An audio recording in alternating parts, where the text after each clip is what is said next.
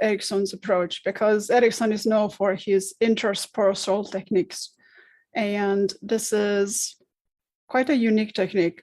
We don't know that Erickson did this, but it's something Ericsson would do. There's this powerful king that was overtaken and rendered him paralyzed. And the king sent for a famous healer to come and cure him. And this physician, however, refused to come. He didn't like the king.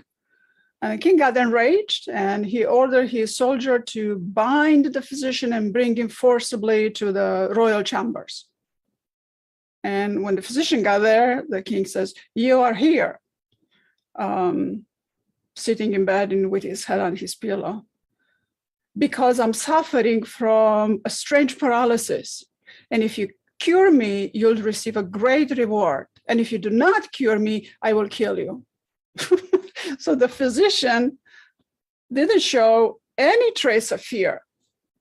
And he replied, "To be able to treat you, my king, my lord, I must have complete privacy." So the king ordered all the servants and soldiers to leave the room. So as soon as they were alone, the physician wiped out a very sharp knife and said, "Now I'll have my revenge on you for you treating me badly." So as, as he stepped forward towards the bed where the king laid, the now terrified monarch jumped up and ran around the room, completely forgetting his paralysis and his need to escape this crazy physician.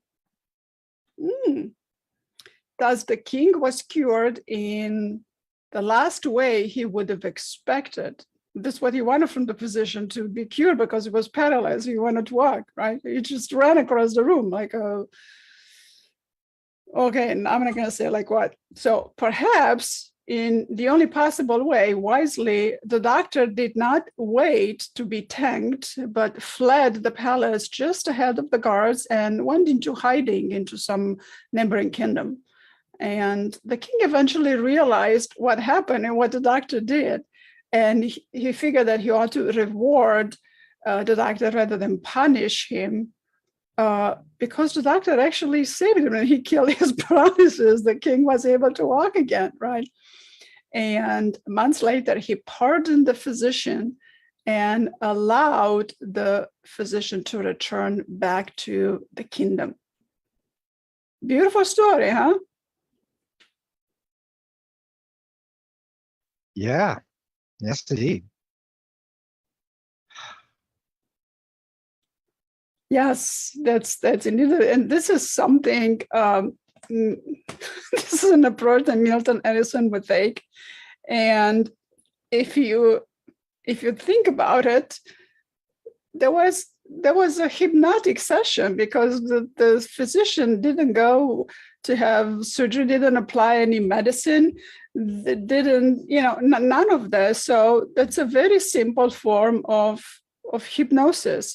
The story is very funny to me. No, I do not do that with my clients. I don't have knives. I do not do that with my clients. But indeed, it's a good story. The king no more paralysis. He just ran around the room. No more paralysis for him. So success. That was success, right, Randy? Yeah, it was Erickson's version of success. I'm having video troubles. I don't know what the problem is. Okay, so up until you figure out what to click on, Randy, we're going to do a little bit of technical intelligence. We've been doing a lot of emotional intelligence. So take your time with the technical intelligence. There's way too many things to click, and it's not fun at all. And as I'm talking, as I'm beginning this podcast, I still have like about 20 things to click on. So it looks like I'm not looking at the camera, but I'm not gonna look straight at the camera because that just doesn't look good. It's too, what's the word? Penetrating. Yeah, so it's very, very unpleasant. But here's a question. I asked a question earlier to a bunch of people, and I got a really good answer. A bunch of people that are really into emotional intelligence. And I asked them, how do you differentiate between feelings and emotions? Because the way I differentiate between feeling and emotions is that feelings are not the same as emotions. And I have that in my book over here, and in the feelfulness book, feelfulness from feeling, right? And the dictionaries define feeling as an emotional perception or attitude. How about it? We never knew that feeling is an emotional perception or attitude. It's like, what does it mean? Do I have an emotion, or do I perceive I have an emotion? Well, it's a bit more complex than that. And the word feeling is also used to describe other experiences, such as a feeling of warmth, a feeling of sentience, or a feeling of hunger, or a feeling of had enough with this technology because I'm clicking on things and things are just not working. I'm hearing you. My camera is just not working. I'm gonna sign out real quick and sign back in and see if that works. Okay, good. All right. Sorry. So there's Randy feeling very level-headed, cool as a cucumber, understanding what it takes. He's clicking on things. You have a command on the technology, and the technology is supposed to answer quickly. Quickly is a funny word, because technology doesn't always respond quickly, especially when it comes to the internet. And anyway, so the word feeling is also used to describe the other experiences. And someone mentioned in this question that I asked that it's a very good point that, especially in the English language, when we have a feeling or we have an emotion, we say, I am the feeling or the emotion. And that is wrong on so many different levels, because you are not the feeling of the emotion. You are experiencing a feeling or an emotion. So, because when we say I am the emotion, angry, right? Frustrated with technology, it's not who you are, and that messes up with your identity. And the moment you say I am this and that, then you kind of take ownership over that and you become that. It's just a subconscious thingy that happens automatically. And instead of saying I am that emotions or I am the feeling, it's very wise. It's very wise to say I am experiencing the emotion of frustration over the technology. And the cool thing is that emotions, they usually last about 90 seconds. And by the time you get to say, I am experiencing the emotion of frustration over the technology, this is a lot of verbiage, and then the emotion dissipates. And then you don't have ownership of it. And it's something, it's very hypnotic. Well, it's not hypnotic, it's a little magical, but it's not all that magical, because it's all neural language. And we don't have to identify with every emotion and every feeling. We do say I'm hungry, I'm cold, I'm this, but the better way to say it is I feel hungry, my skin is cold. Though that doesn't sound good. My skin is cold. my skin is my skin is cold and I am dead. Yeah. No, my skin is experiencing colder temperature. Oh, that's very long. By the time you say that, you're all warmed up. No, but honest to God, I mean, laughter, yeah, but honest to God, if we say I am this and I am that emotion, it's better to not say that. And I actually tried it on myself. especially over this technology. You click on things and things don't happen, and things are supposed to happen when you click on them and they don't happen. And how many times did I say you click on things and things don't happen? And then I take a breath and, I think to myself, I feel frustrated. Things should happen when I click on things, but technology has its own way. And just something magical happens when the emotion is expressed, is not suppressed, is expressed, but it's expressed properly. I'm not throwing my frustration at anybody. I mean, Randy just earlier, his camera just acted out. He didn't throw his frustration on anybody. He was probably mumbling. He's like, I feel frustrated with this camera. Let me just go out and come back. Randy? Yeah, there's a book I'm reading that is, I don't understand what's going on with my camera. Okay, so go ahead. We can, it's okay. We know you're wonderful and you look great. So go ahead. We got to figure out the camera. Yeah, this is the first time this has ever happened. Mm-hmm. Okay, anyway, I was reading a book called, I can't think of the name of this. It's just a brand new book published like a couple of weeks ago by this Canadian author, Marte, Marte, I think. The Myth of Normal, I believe is the name of it. Okay. And it's like 12 hours long. I'm listening to it. And it's very interesting what he says about emotions and physical health, which you probably are very aware of, Carmen. I wasn't as much, but it's very interesting how there's study after study. You just said repressed. Maybe the feeling was repressed, that so much physical illness.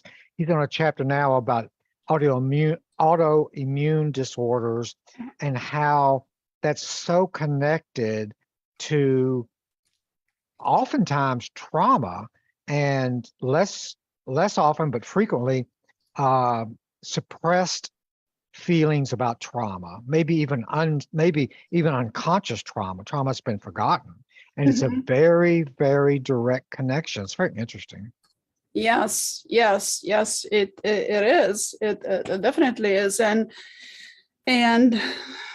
yeah, we've kind of. Oh, all right. So we've kind of known this for a while. That, and I remember Louise Hay. She had this heal your body, heal your life. And there was a lot of neuro language in that and all of the affirmations. And she was a big proponent of if we use certain words and we believe certain things, that would cause certain illness. And then she took it back from the illnesses and took back and said, this is the affirmation you need to affirm in order for illness to go away. So it's definitely absolutely interesting knowing all this. And when we know it, we can do something about it. Yeah. Yes. If all we do, we take the affirmations and we repeat the affirmation over and over and over, then at least we've done something, and we know we've done something and we feel better about it. Because oftentimes we feel frustrated and we go even more ill because we cannot do something about it. So we have not. He was just talking about how this. It's go on. Yeah. Okay. That's fine. That's you. Yeah. He was just talking about how even today, how so many people will go into a therapist office, even, well, not so much a therapist, but a doctor's office with physical problems. And it's just never, he had people raise their hand. It's just never asked what their circumstances are, what their living situation is, what their history is. It's a lot of questions that the system does not allow doctors and nurses to ask because they don't have time. You have a 15-minute appointment and a doctor or a nurse is not going to say, well, let's talk about your living situation and how things are going.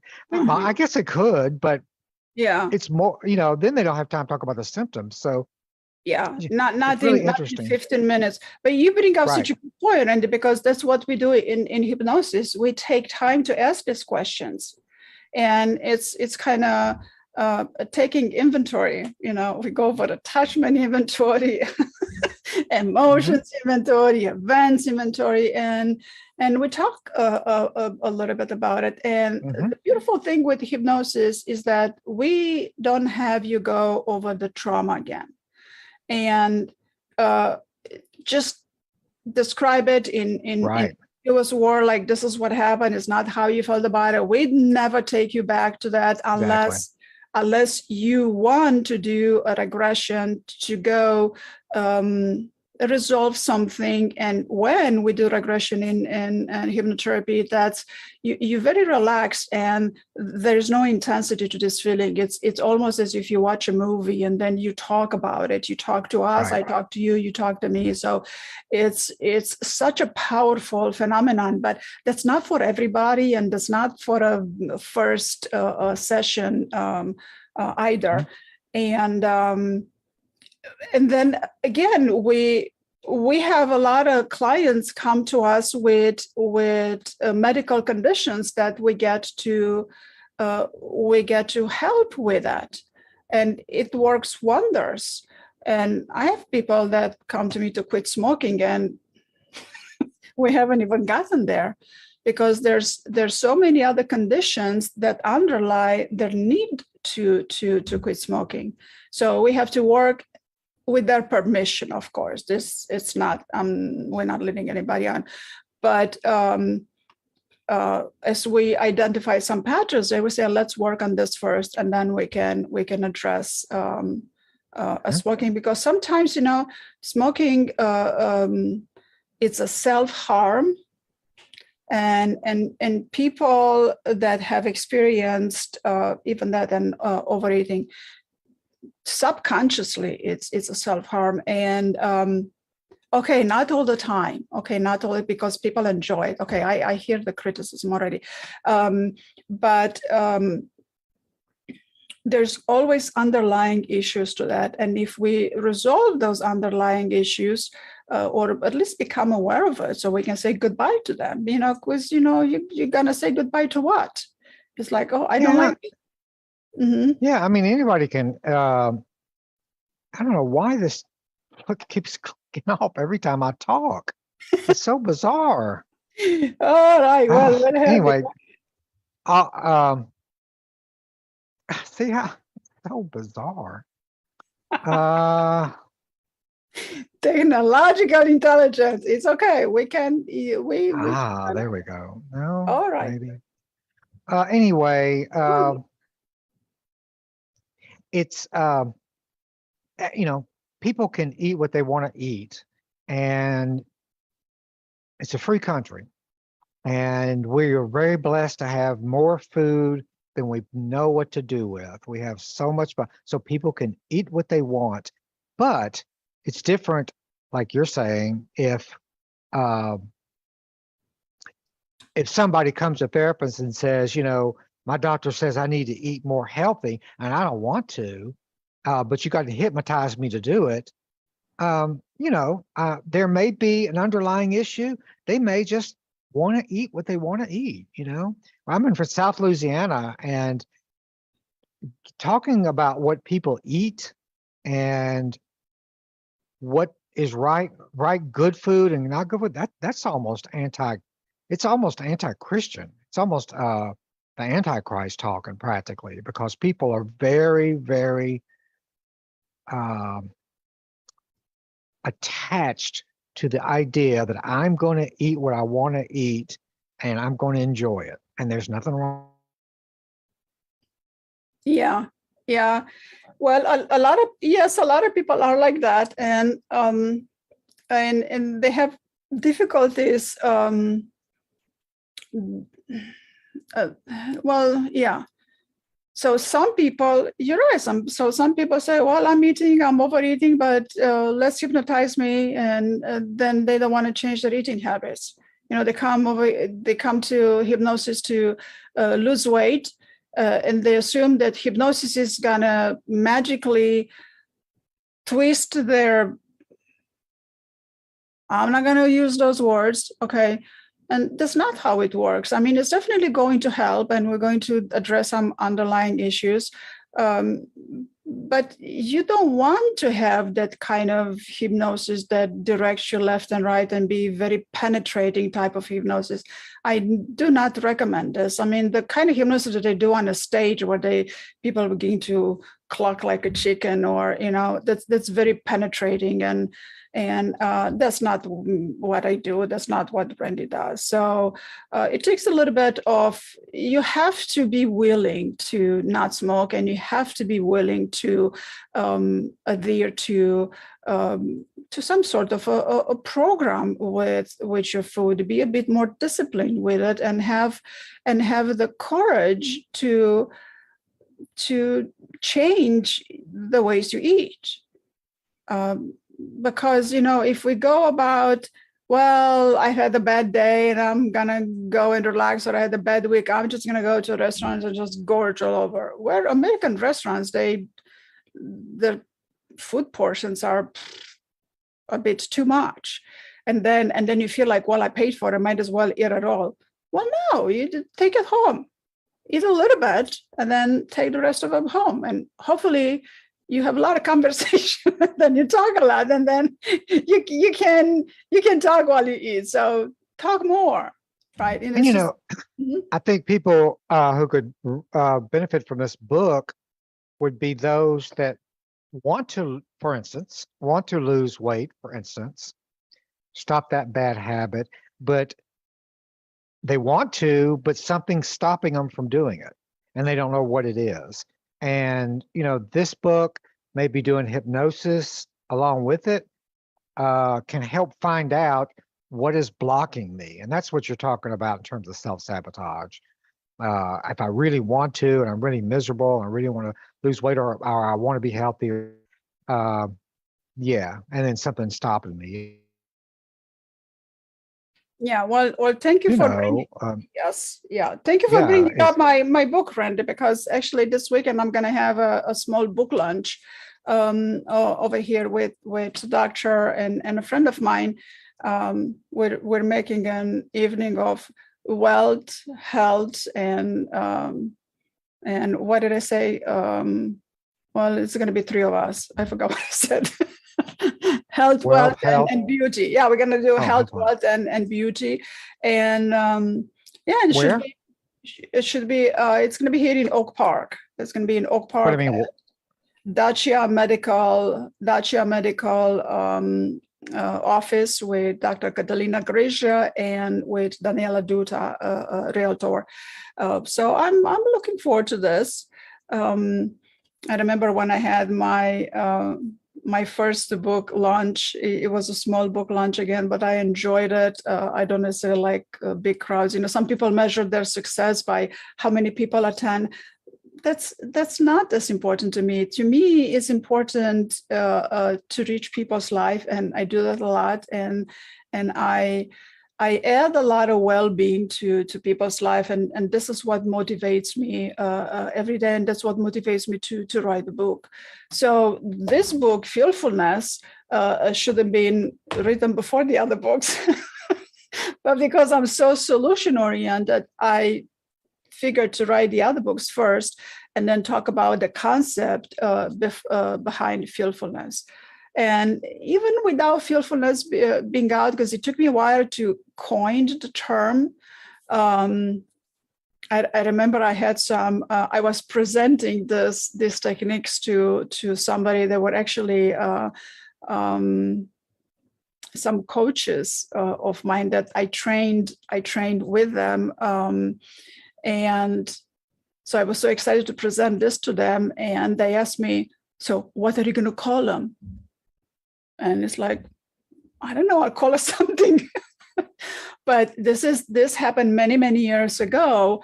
And for a while, I called this practices thought feeling practices, because we use a thought and feeling to practice to develop new habits, to engage neuroplasticity, to become friends with our amygdala, because we want to be friends with our amygdala, and so many things. So but then I figured I have to give it a name because everybody tells me that everybody needs this. And then and then I had a group call once, and then I'm presenting this like, oh, everybody needs this. And then somebody let me have it. I said, not everybody needs it. And I'm thinking, and I'm smiling and just let it have it, because I know there's an emotion over there. Just let the emotion be. And I'm thinking, yeah, everybody needs it. Not everybody wants it, but everybody needs it. So, it's a different story. So some people are not willing to, they're not willing. So, and some things, like some little things, like a thought filling practice. Yeah, at the beginning, it takes a little bit, 10 minutes, 20 minutes that I guide you to learn a practice. There's certain steps. But after that, it'll take you 3 seconds to do this by yourself. And it's not hypnosis, it's not self-hypnosis, it's just a thinking process. It's a thought feeling, because you use a thought to bring about a feeling. Because the beauty of the emotion, you can transform the emotion into a feeling. Because with a feeling, you can do something about it, but emotions are already explosive, right? And hence the emotional intelligence concept, yeah? Don't explode. Everybody has emotions, but keep your emotions in check. And this has been the requirement of being professional, meaning being non-emotional. Well, emotions happen and they're natural. It's people have emotions, animals have emotions. And but the intelligence of having your emotions checked is to express them properly, not suppress them. Well, when you're in a meeting and there's a lot of emotions because people are going around the block and saying some things that don't make sense to you, and you know the answer and you can't get in to talk about it, yeah, there's going to be emotions. And it's like, oh my God, I have to listen to this whole thing. I have the answer. Can I please give an answer? But even knowing that, you can even say in your head, I'm having the emotions over the fact that I have the solution and I need to wait to listen to all this nonsense before I present the solution. And even if you say that in your head, because you can verbalize it in a meeting, you can't just have your mouth move without sounds, because people are going to look at you. It's like, well, so you don't want to have that. But yeah, and then the moment we acknowledge that we're experiencing an emotion, there's something so magical happening. It's not, you can't intellectually explain it. There's something you have to practice to see what happens. And then okay, so now we go back to the feelfulness. Okay, so with the feelfulness techniques, it's something I stumbled upon many years ago, and I've trained in so many different areas, and there were, well, I always look for similarities. People look for differences, and for division, I always look for similarities and togetherness.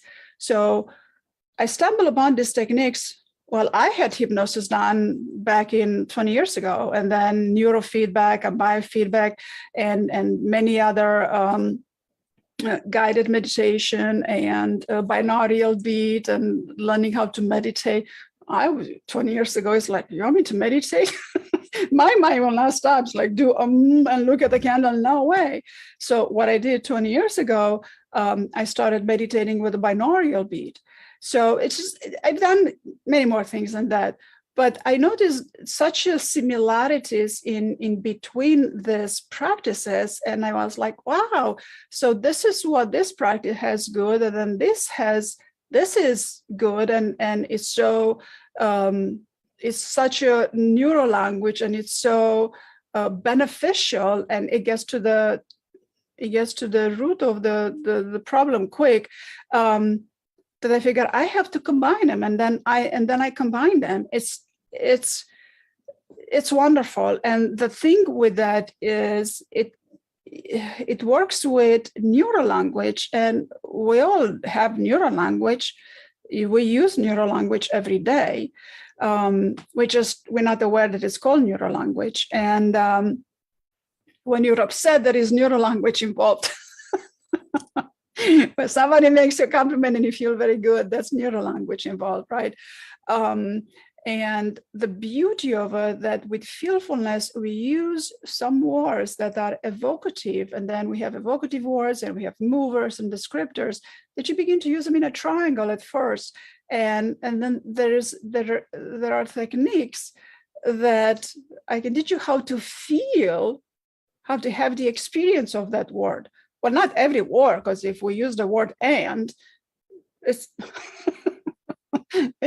that's not it. So it takes certain words that have neurolanguage in them, and something magical happens. I've seen people get over depression with these techniques, and that is a big deal. I mean, this is many years ago. There's this woman that came to me crying a river. I mean, she was crying, talk about it and cry. But unlike most depression people, she wasn't projecting. She was, as soon as I would advise something, she was, but this, but that, and she cried a river and going through perimenopause as well. Those hormones, they affect this depressive trait even more. And a lot of women, they go through perimenopause or menopause, and their mood is affected because of the lack of hormones. Estrogen begins to decline, and they don't know, and then they think they have depression. Well, it's hormones affect the mood and the disposition. So anyway, so this woman, and I started working with her, and slowly she would cry less, and slowly she would have less, but this, but you don't understand, but this, every solution, there was a problem to every solution. And soon enough, it took a lot of months, but soon enough, I would see a smile coming out when I would have a solution. Well, there were lots of smiles even before, after the sessions, after these fearfulness techniques. And after a while, we would just talk and have a conversation, and she would tell me how she would do this thought feelings at home, and the experience that she had and how amazing they were. She would just sit in her quiet time, and sometimes it would take no more than 5 minutes to do this and shift her experience. I mean, could generate a state, completely brand new state of being. So it's a big deal. This is a big deal.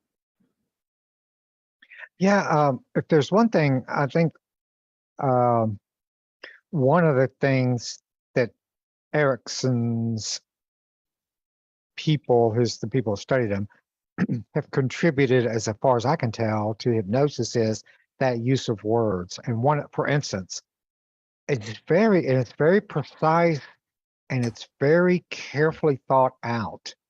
And this is for hypnosis. For instance, like you're saying, Carmen, and I think it's in your book, because you have a lot of different words listed in one chapter somewhere. Like you have that list. Oh, okay. Let me. My camera's. It's okay. Let me. My camera. It's like word triangles, right? Yeah, I'm sorry, I couldn't show on my camera. It's okay. You have several of them, but I was looking on page 55. Alternate neutral words. For instance, people that study Ericksonian hypnosis, they really put a lot of emphasis on words, and I really love that. And for instance, instead of saying I've got depression, they'll say, a good hypnotist will say, depression's got you. Depression is a thing. The depression cloud is over you today, or whatever. And a good instead of I am depressed. Right. Yeah. And that sounds like wordplay and just mumble jumble. But when it's done correctly and it's done like in a nice trance, for instance, it helps somebody separate themselves from the identity that I've got depression, that You I am bring up, depressed. yes. You bring up such a good point, because you're right. It's you're experiencing depression. That's not who you are. But Right. a lot of people get so attached to this identity of the depression, because it's pretty much neuro language. Well, you go to the doctor's like, well, you have depression, or you're depressed, or I'm depressed, or I have depression. Well, you're experiencing, you're resolving something, and a lot of time it's not necessarily depression. A lot of time it's just heaviness. It's a lot of heavy life. It's just a lot has happened, and you need to, the emotions were suppressed, and you want to let it out and resolve it. But yes, Ericksonian, they're very precise in their language, and a lot of them doesn't necessarily make sense. But that's why I like Ericksonian hypnosis. And I try to Yeah. stay away from using this kind of language in regular conversation, because it's not. It's for me. It's not appropriate. And at any point in time, I can shift into this language and shift the situation. But that's a lot. There's plenty of people that do that, right? I don't like doing that. I have what it takes to do that. I don't like doing that out of the respect for whomever is in front of me, or for the experience that they're having. Sometimes they need to experience that, if it's not explosive and if it's not hurting anybody, and let them go through what they're going to. Like somebody just had me, like somebody told me a while back that not everybody needs it. It's like not everybody wants it, but everybody needs it. So yeah, it's under the chapter influential language. Am I doing it right? Okay. All right. Yep. Yeah, we're seeing here. Influential Mhm. language. Evocative influential language, also known as language persuasive techniques, consist of words that elicit a strong emotional response. Yeah, because people use words to appeal to emotions in everyday conversations. It's just part of neurolanguage. People have always done this, and a lot of speakers and influencers, they marketing. Oh, marketing is all over. They're all over the words and the powerful influencing work, and they use that to twist your will to take you into the direction they want to take you. So they do that for their benefit, as opposed to when you do Ericksonian hypnosis, we got to use proper words for therapeutic purposes. And then you're happy, and then you don't know why you're happy. It's like, oh, there was a good hypnotherapist. Let me tell other people about it. So Yeah, it's one of the things that I remember so much from that Jay Haley Institute we talked about last week, where he studied with Erickson. They'd never, I think I mentioned this, they used the word schizophrenia a lot, but besides that word, they never used diagnostic words. And the reason never, I mean like never. And the reason is because if somebody brings in a kid or a child and says, my child has got ADHD, that's different. Then they've got a disease, they've got a disorder, and it's got to be treated, and it may or may not get better. It makes it a much more complex thing. I know this doesn't sound correct because I'm not a medical doctor, but in the therapy world, it's better to, Jay Haley explains it this way: the more options that you give a client, the better. So yes. if you narrow something down to a diagnosis that's got to have a pill to fix, then you've given very little wiggle room. The therapist expands it. In fact, Jay Haley went to so far, it was brilliant to me that he said a lot of therapists can do what's called social control. And coming from a communist country, Carmen, you may be very aware of that. Yes. But using words and medicine to control people, which means give them less options, And that's Yes. what social control agents do. Hmm. And we give them narrow options, take a pill, get better. A therapist is not social control agent and gives them more options, yeah, much more options and Yes, it's much like a more funnel. choices. You're right. Just what a beautiful neural language is. It's just like a funnel. So many options that are available, and then you trim it down and you tailor to tailoring. It's a very Ericksonian technique. You tailor to what the client needs and what's going to be therapeutic for the client. Yeah, it's so much beauty in it. It's just so much beauty. And You define something as being uh, an illness that is going to have to be treated with medicine. You've just narrowed things down. You've just written off, or a person has just written off a lot of other options that may be available. And so anyway, yeah, that's where language becomes so important. yes, it is. And you brought out which page did you like good out of this influential language? Oh, okay. One paragraph that I really like, this paragraph.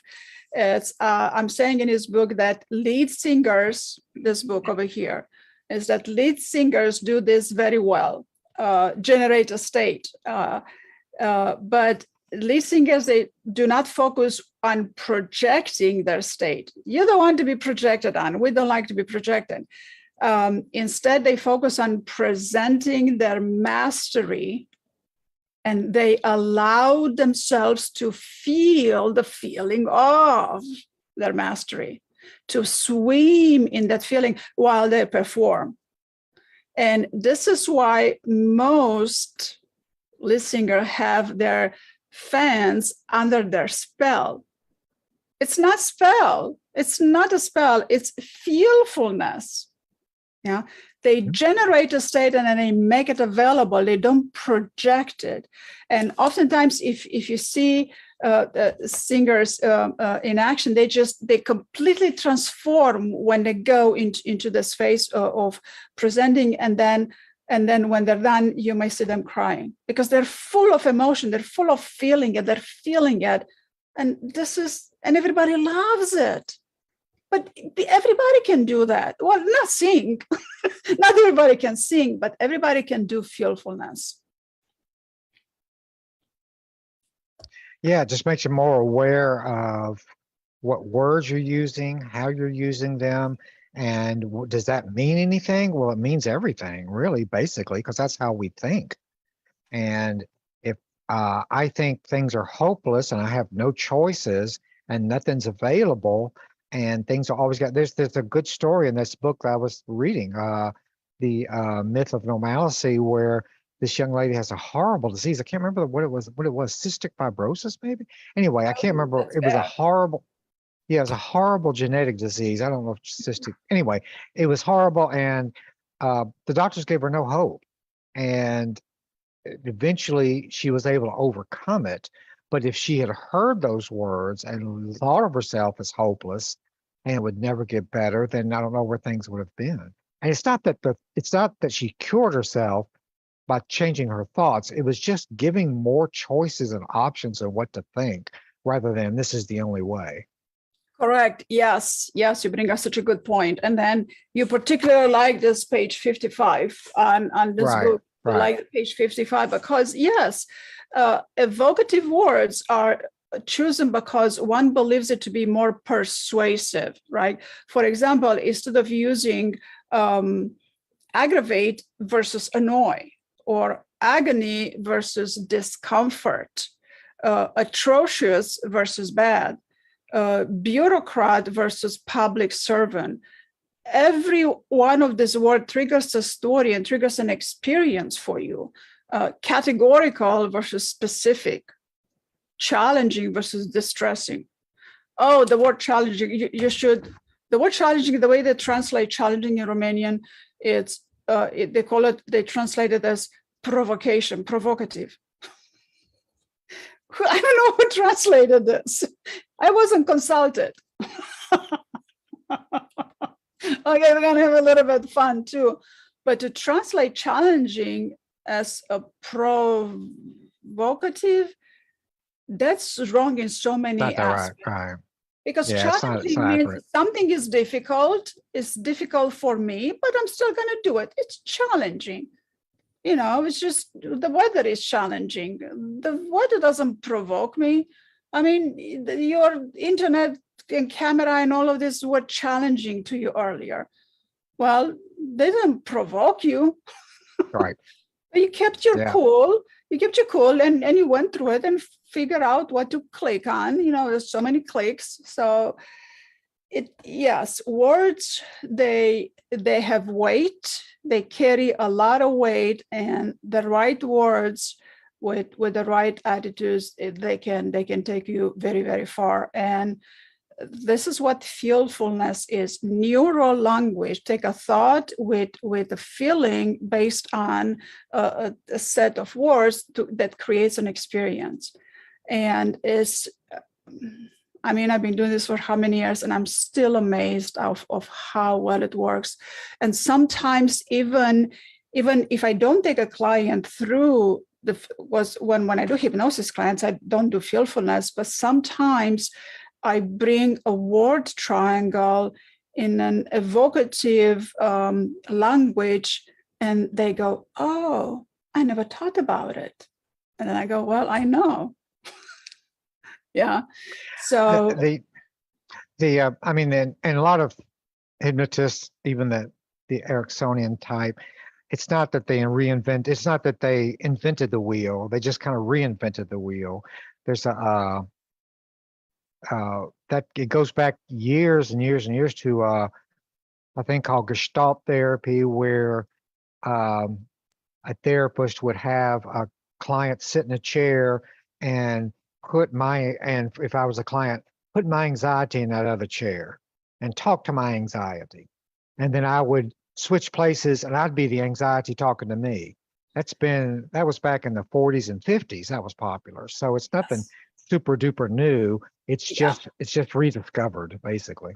Yes. Yeah, you're correct. And I'm not reinventing the wheel. I coined the term to differentiate it from mindfulness, because mindfulness. Oh yeah, yours is different. Yeah, the stuff in this book is different than the Gestalt stuff. I was thinking more of like how some of the just how some hypnotists, it's not something new what they're doing. They owe a lot. Having a person rethinking what depression is and all that is not so new. But the triangle stuff in the book is a little bit, that's relative. I mean, that's creative. That's new that I haven't seen.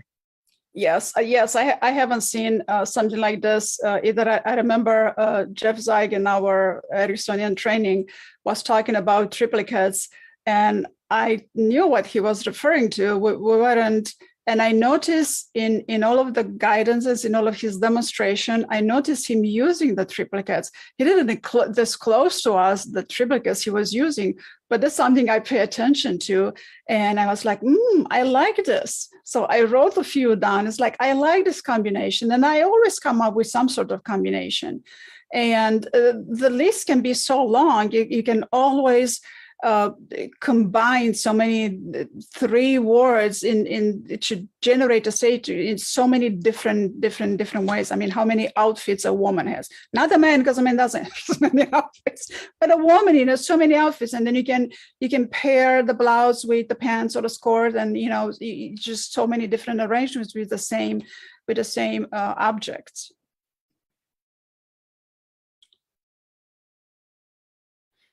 Yeah, and I particularly like, just the emphasis on words and using different kind of descriptions.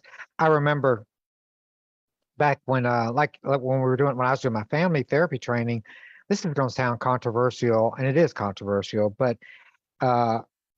this is back when schizophrenia was being treated. Some people had medicine. This was before they were on heavy duty medicine. But if a troubled young person was in a therapy session with their family and was acting rude or acting bizarre, talking to themselves or acting. The family therapist tended not to say, oh my God, they've got mental illness, where's the doctor? Because that narrowed this is the God's honest truth, then anybody, and the first thing anybody wants to talk about is, are they taking their medicine? That's the first words out of everybody's mouth when things go wrong. Oh, they're on their meds. And then you spend about another 2 years getting the right combo, exactly right combo, and then they might stop taking it. So it just becomes a very horrible, narrow view of things. The family therapist would say that's being rude. They would tell the client and in front of the family, you're being rude by talking to the ghost in the room or talking to or talking to whatever you're seeing and being rude. Now, why did they do that? It was because they wanted to give them more choices. If they're being rude, then it's something that they can change. And now the other side would say, well, you can't change mental illness. It's a biological thing. You can no more than you could change a broken bone. But this is a different viewpoint. This is a whole different view of it.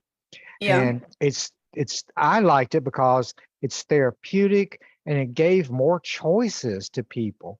So, and it worked too, by the way.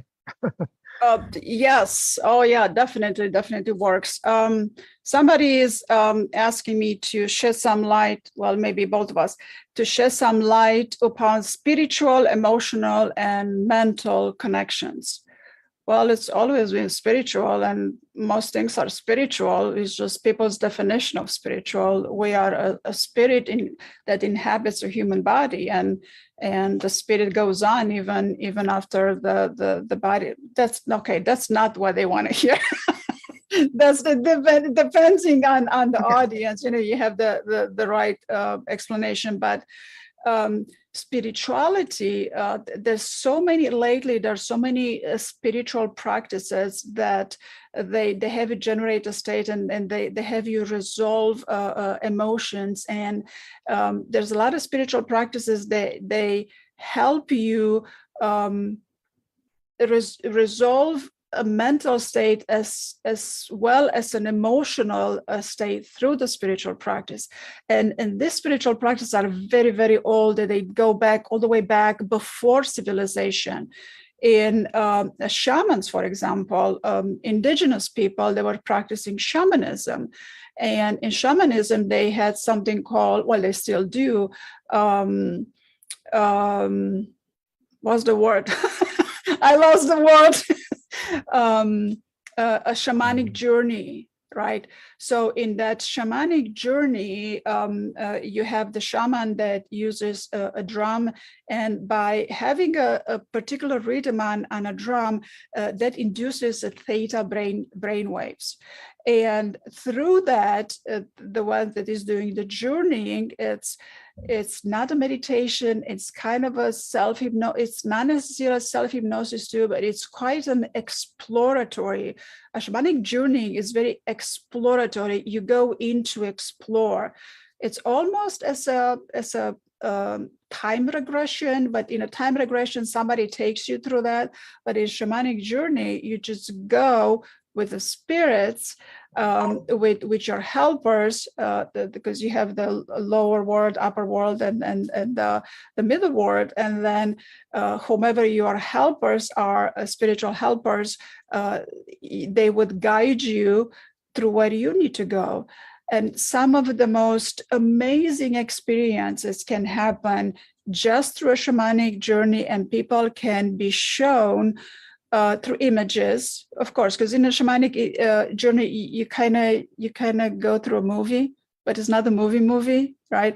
And you are being shown what you need to address, and then you are helped in addressing it. It's magical. I've done a lot of it. A lot of shamanic journey, and it's quite magical, and it's a very powerful emotional healing. It's a very powerful spiritual experience and a very powerful emotional healing. Yes, Definitely, definitely. Shamanic journaling is not for everyone.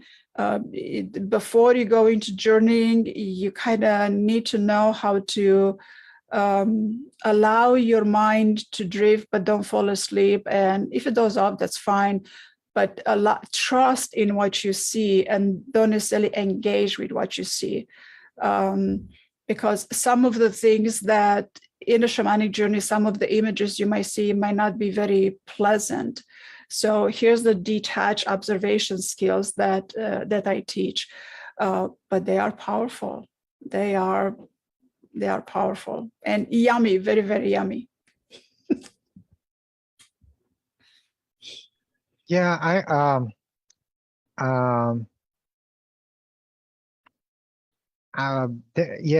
there's a strong spiritual connection all the way through. I remember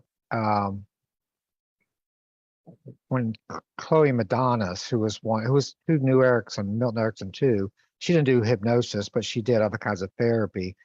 She, for instance,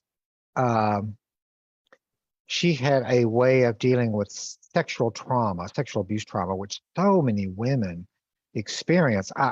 To me, it's just always just shocking how often that happens. It's just horrible. And every man should apologize to every woman he knows, because it's just the amount of abuse that women undergo is mind-boggling. But anyway, when she treated sexual abuse, she would start off, this was what I thought was so brilliant. She would start off asking everyone, why was it wrong for that to happen? Why was it wrong? And it was astonishing how many times people could not figure out, well, it's against the law. Yeah, but why is it against the law? They just, well, you're just not supposed to do it. Well, why? And Chloe said, the reason, I'll never forget it, she said, the reason it's wrong, and this is the spiritual part of it, is that it's a crime against the soul. And it's against the trust and the trust that the soul has that they're being loved and protected. And I thought that was brilliant. And it was bringing the spiritual part of it into a place that usually there's not a spiritual part. So that's where I think, for me, that's where I've seen it connected. Oh, yes. Yeah, it's very beautifully put. And yes, in hypnosis, we do address the soul.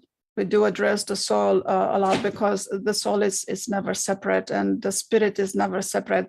It's just people's definition of spiritual and spirit varies from culture to culture and from language to language. But you're right, the soul had the courage to come into this body, and you have to respect that as you are being respected. And in India, they have this namaste. It means I honor the spirit. My spirit in me honors the spirit in you. And it's just so beautiful to just do this namaste. And when I get goosebumps and when I do it, and it shifts the stage so much, because it's not as much the fact that you want to be honored or respected, is the fact that you give it. And the fact that in the giving, it's also received, that's much more powerful than demanding to be respected. And if for the rest of our life, all we do and all we practice is respect, then we will be a peaceful planet. And the other thing, as you know, Carmen, that's true. That's a very, very good point, actually. But as you know too, that if somebody wants to see a trance in action, go to a popular church on Sunday, or a synagogue. Okay, we'll do one. Okay, no, it's they've been there. Okay, we'll do one. I'll hypnotize, and then you'll hypnotize me, and then I'll have to figure out how to put on something, the word on the screen. not a very small one, but I just bought an app, and I think I can use that app to have a text scroll on an image where if we do this live like this, I don't want people to be driving when listening to this because there's danger. Oh, right. So we need to play with this app, and I need to put the writing on a button that says, no driving while listening to this. And then we can do something like 15, 20 minutes. But that's where a lot of people go into a trance, is Yes. listen to a charismatic, it's not even a minister, and so it could be a speaker, but the really popular and rich ministers, I think, they just know how to put a spell on people and be very charismatic and get them just, looking at them, and yeah. Well, and these people, they probably had a bad day or a bad week, and some people have more difficulties making decision and having a direction and knowing what direction to take. Maybe oftentimes choices were taken away from them, like, for example, growing up in communism. And, even when I work with Romanians, I have to circle back to see how communism affected them and how their identity was affected and what I need to address in there. Because even the word identity, people think that identity is the driver's license or the passport or and as an immigrant, the identity gets altered. And then I know Romanians, and they still do it. It's like, oh, you don't speak Romanian, you don't know where you came from. Dude, I've been here for 30 years. This is who I am. This is what I become. You don't like listening to me speaking English. Thank you very much. Goodbye. It's just go listen someplace else. Romania has such a history. They still do that, and they still nowadays. It's like very. And I love Romania. I love Romanian language. I love to speak it, but sometimes this is how I grew up, and a lot of my knowledge was acquired in English, and English is such a language of synthesis. This doesn't sound good. It's hard to translate in Romanian. Like in English, I could communicate something in 5 to 7 words, and I communicated a lot. To take that and communicate in Romanian, it's gonna take 20 minutes. Well, not 20 minutes, but a lot. It's gonna take more than 7 words. This book that I'm reading talks about how trauma can impact unborn children, even through genetic, through impacting genetics through the mother and the father. And years ago, Romania is I don't know a lot about it, but I just know that there was under the communist regime of Ceausescu. Yes, you got it right. Go on. Ceausescu. Anyway, there were just so many abandoned babies and so many traumatized families, and so that generational trauma is there. And apparently, as I'm learning, as I'm reading this book, it's a real thing. I didn't think it was a real thing, but I'm reading this book, and it's really making a strong argument that it's a real thing.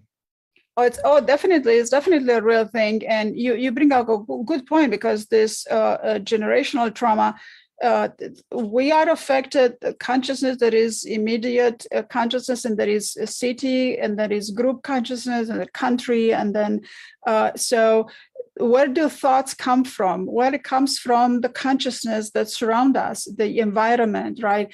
So you're right. So even if a Romanian, for example, lived a good life and didn't go to any traumatic, there is this lack of identity, a lot of trauma that has happened in this country.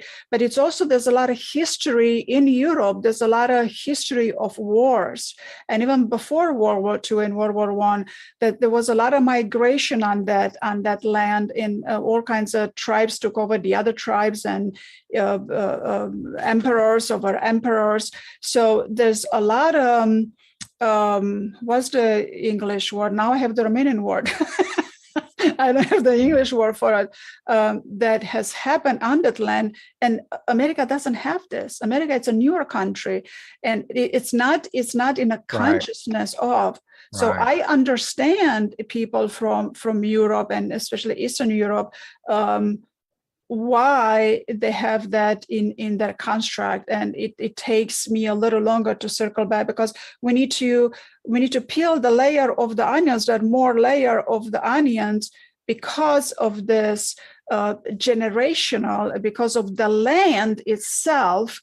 It's been traumatized too. So when you live, when you grow up in an environment on a land, on this planet Earth land that has been traumatized, of course that's gonna affect you, because consciousness is just the air we breathe, the thoughts we think.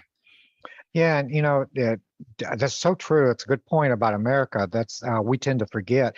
There are people in America that have been traumatized, indigenous people horribly, and people of color horribly.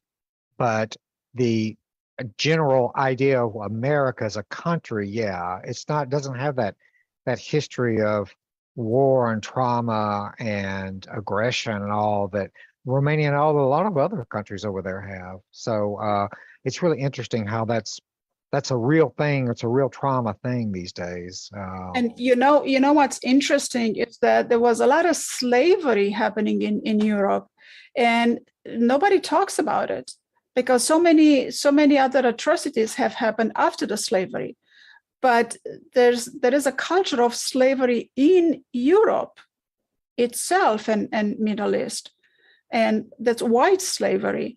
And I was surprised to find that out, because what I've learned in history, we didn't learn about white slavery. And the way we learn history, it wasn't presented as white slavery, but it does exist over here. North America is a lot of trauma has to do with Black slavery, brown people slavery, and there's still an issue nowadays that people need to be treated, with more respect. But in Europe too, we went through generational slavery, and if I think about it, my parents went through that too. Well, not being in chain and not being left, not like that, not like that. This goes way beyond. Yeah. This is old. This is very, very old. This is before Christianity, way before Christianity, and it continued after that.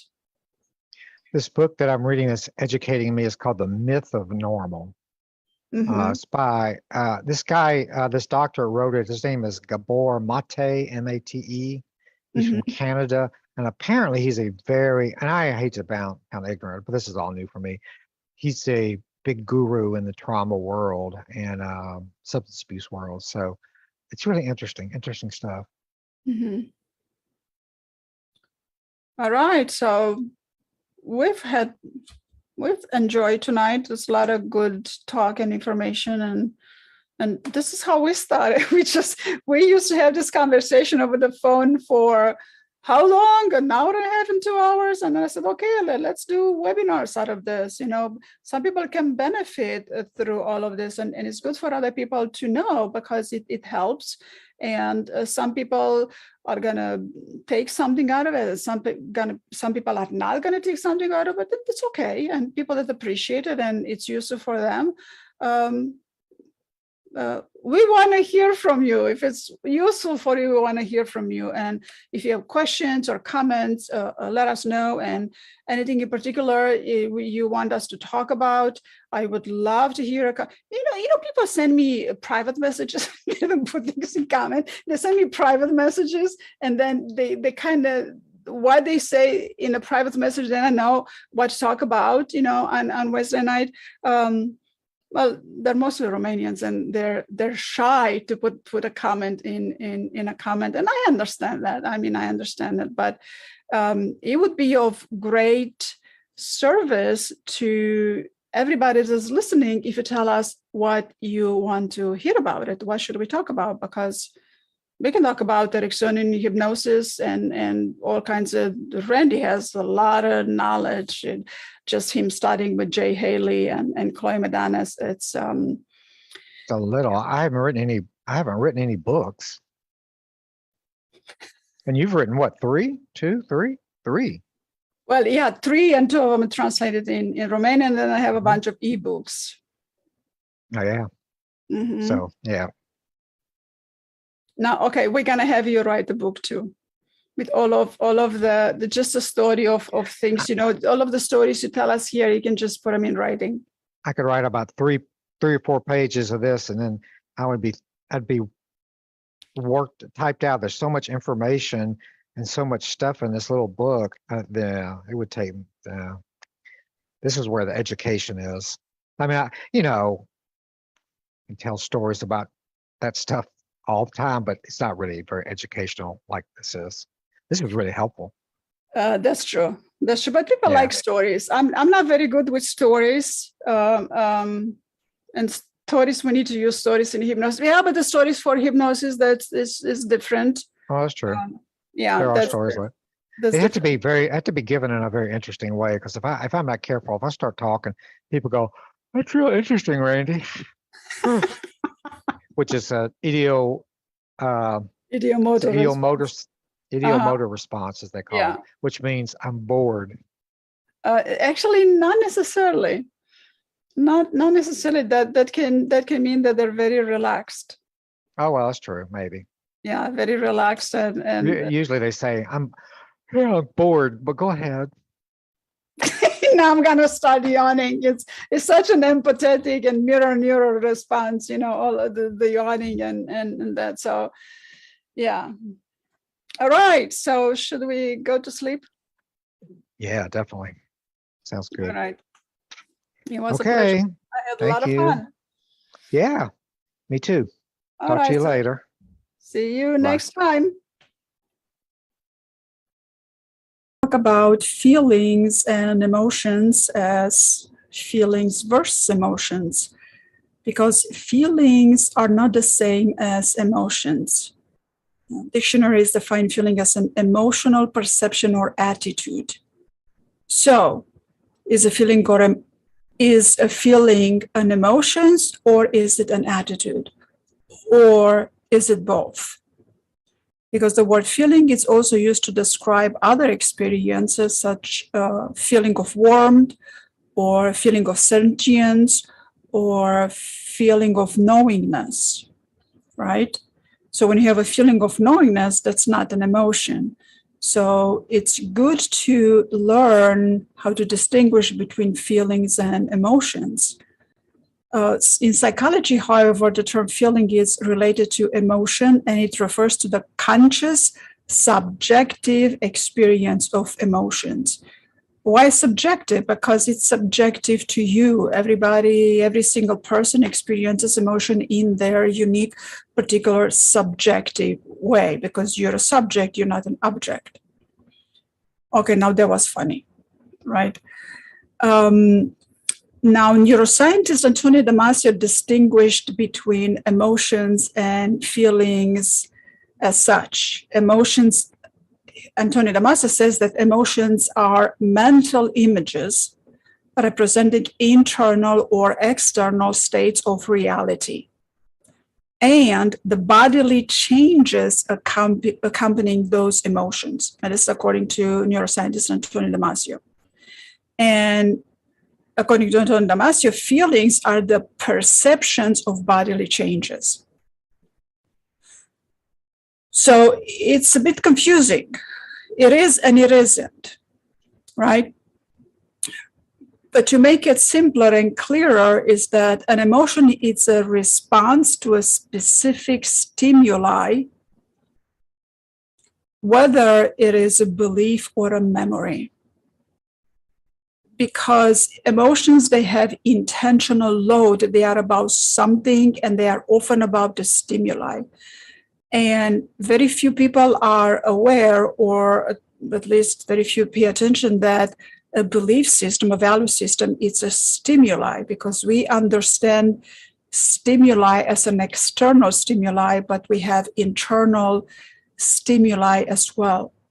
And psychologists say that emotion work is the art of trying to change the degree or quality of an emotion. And that emotion work may be defined as the management of one's own emotional response or work done to maintain a relationship. And there are a lot of disputes whether an emotion work is done by regulating one's emotion or extends to performing the emotional work for others. And this is a big topic of discussion. We're not going to solve it tonight.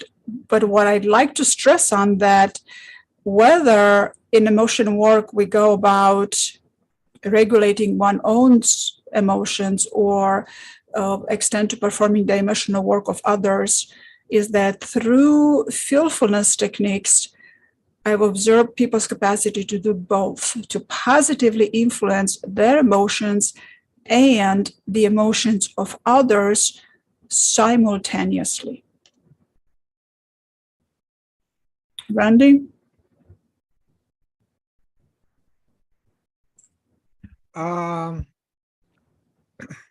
Well, we can discuss what you brought up in your book.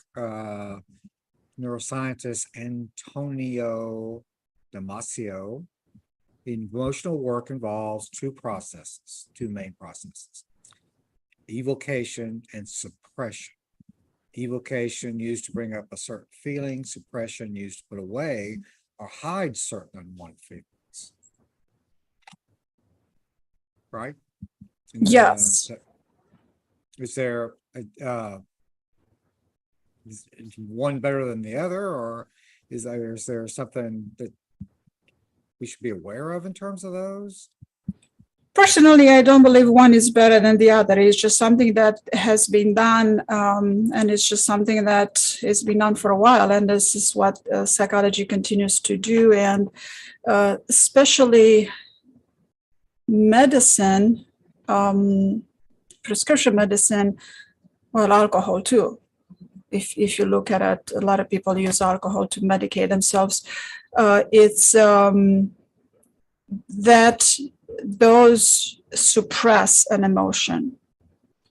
And oftentimes when people explode, and we do explode because sometimes we just explode, or we throw an object, or we throw something towards somebody, or we just say something, or a word just comes out, or our voice goes up. That's a little bit of that's an emotional release. If we suppress too much, we're going to explode. And that's not good. That's not good.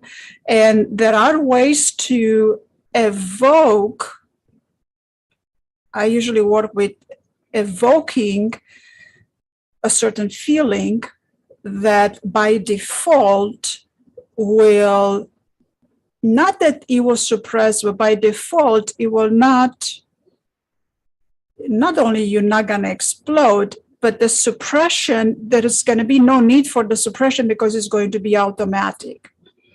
And it's just an auto response, because the human body and the mind has a beautiful auto response mechanism. Thank God it has auto response mechanism, right?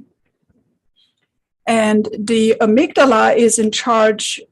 Main roles of the amygdala is to help you defend for your life. If you're chased by a bear, you're supposed to run. You're not supposed to look at the bear and say, "Oh, that's so cute. Look at the little cutie pet. Let me pet the bear." No, you run. Even if it's a tiger, you're not staying there to pet the tiger. It's not a kitty cat. You run, right? So, and when we are faced with a lot of stress throughout the day, work stress, traffic stress, technology stress nowadays, sometimes we feel like, you cannot express those emotions. And because we don't express them, we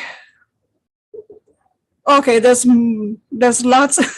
I had a stampede of sentences just come to me on how to say this, but because we suppress these emotions, because we have not learned how to not suppress this emotion or how to manage emotions, then we go about suppressing, and then we bottle them up, and then eventually we will explode.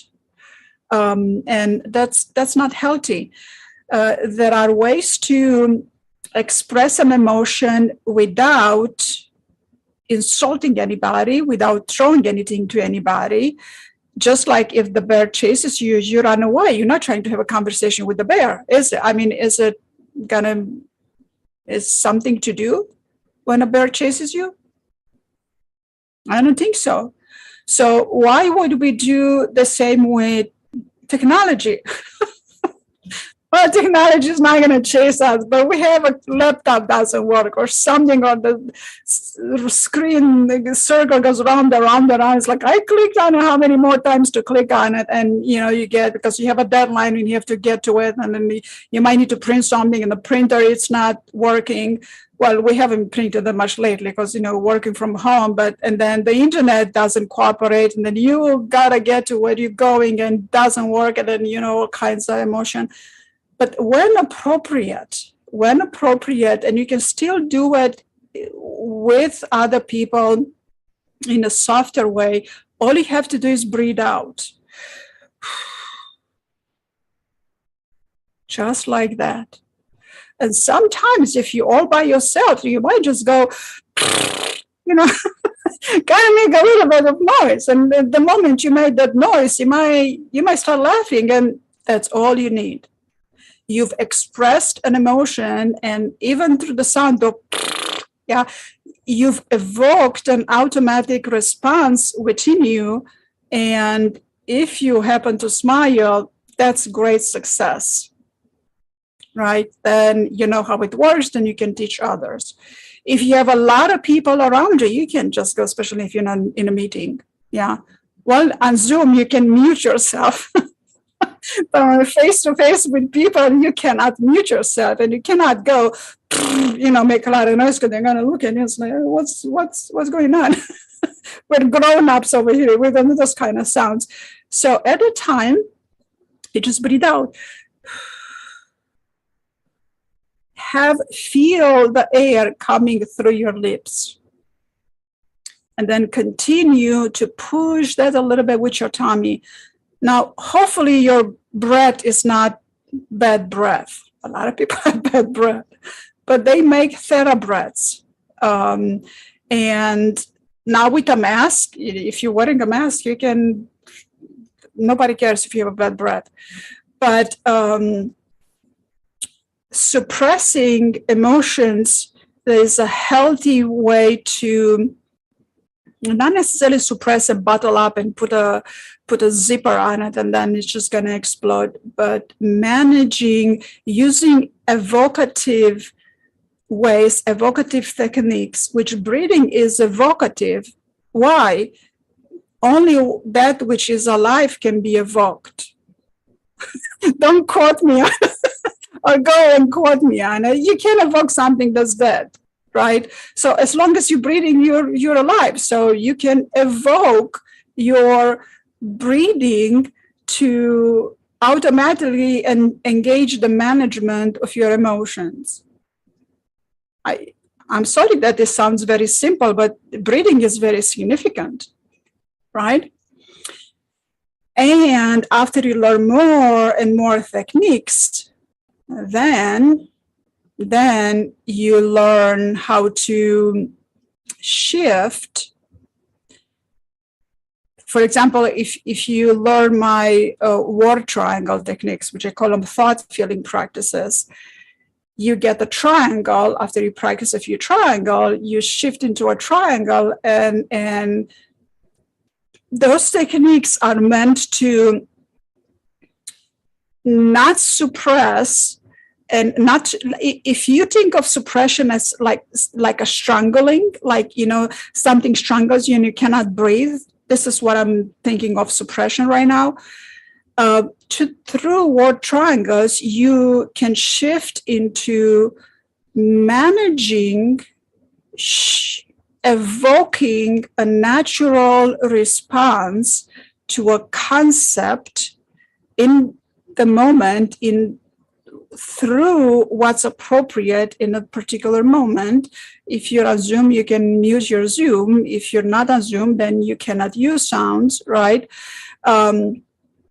And shift, transform into the evocation of those words provided by the triangle. And why? Because too many people are caught up in the expressive type of an emotional work. And we need to express ourselves, but we also need to be kind and not polite, but just be kind and have empathy. And if all we understand is that the someone in front of us, they have difficulties through their life, they're going through something, they have some sort of pain going on that they're going on through. If all we understand is this, then it will be easier for us not to throw out our emotions at them. Because too many people are caught up in the expressive type of emotional work. Well, express yourself properly. Well, you don't want to express yourself properly. You just kind of want to just let it out. So breathe it out. Yeah, breathe it out, because it's just going to be out. You want it out. Then you breathe it out, right?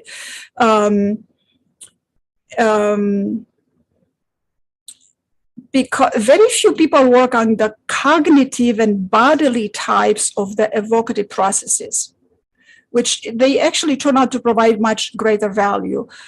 Because through the word triangles, we work on evoking your bodily automatic mechanism that evokes a process in your body that your amygdala is going to like.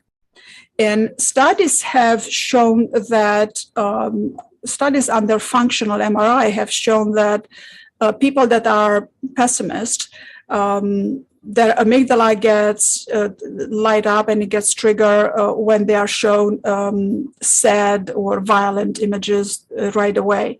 And then the same violent and sad images were shown to happily prone people, and their amygdala would not light up right away. So that is a big deal, because the amygdala doesn't decide. The amygdala's role is to defend for your life, right? But it is our perception of the events. Like when you look at some images, like right now, you look at some war images, and then if you get stimulated and you're about to engage in violence, well, that's not good. And we've seen a lot of violence lately. That's a bit too much violence happening lately. So if we learn how to use the automatic process mechanism, the bodily changes, the conscious, mostly the subconscious processes of the bodily changes to evoke an emotion that's more of a thought feeling that will have you respond as opposed to react, then you're just going to have a happier life. Because many emotions can lead to harm. And a lot of people, when they're dealing with an overwhelming amount of stress, and we have been dealing with an overwhelming amount of stress lately, a lot of us, some of us, they know how to manage the overwhelm of the stress, but most of us, they have some difficult days. It's not like either or, sometimes it's a good day, sometimes it's not a good day. But when we are dealing with this overwhelm amount of stress, this can lead to self-harm, whether it's conscious or unconscious. And then how do you know? Well, when you're in a good emotional state, you just don't want that feeling to end. And you're kind of stuck. And then it's like, all you want is that, why isn't that happening? That which makes you feel good. Well, that can't happen all the time. But you can use your thought feelings to make that happen internally. Why? Well, because your brain doesn't know. Your brain doesn't know.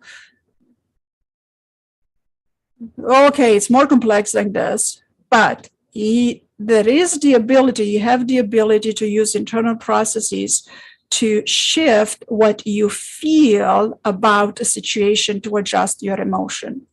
And the moment you turn your emotion into a thought feeling, you have multiple choices.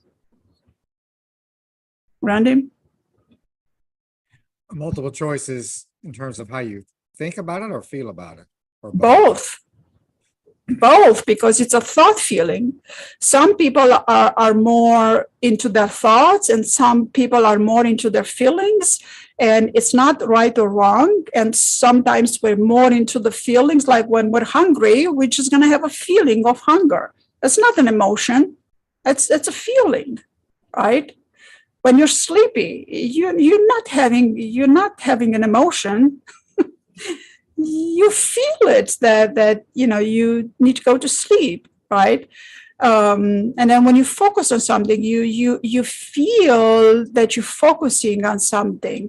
And feelings and emotion, they're not the same thing. And if we orient towards transforming an emotion into a feeling, and there are techniques to do that, hence the Feelfulness book, right? And this is a technique. There's techniques that comes with that. There's word triangles, that thought feelings. That's a bit of concepts at the beginning, but after that, just practice and a lot of fun.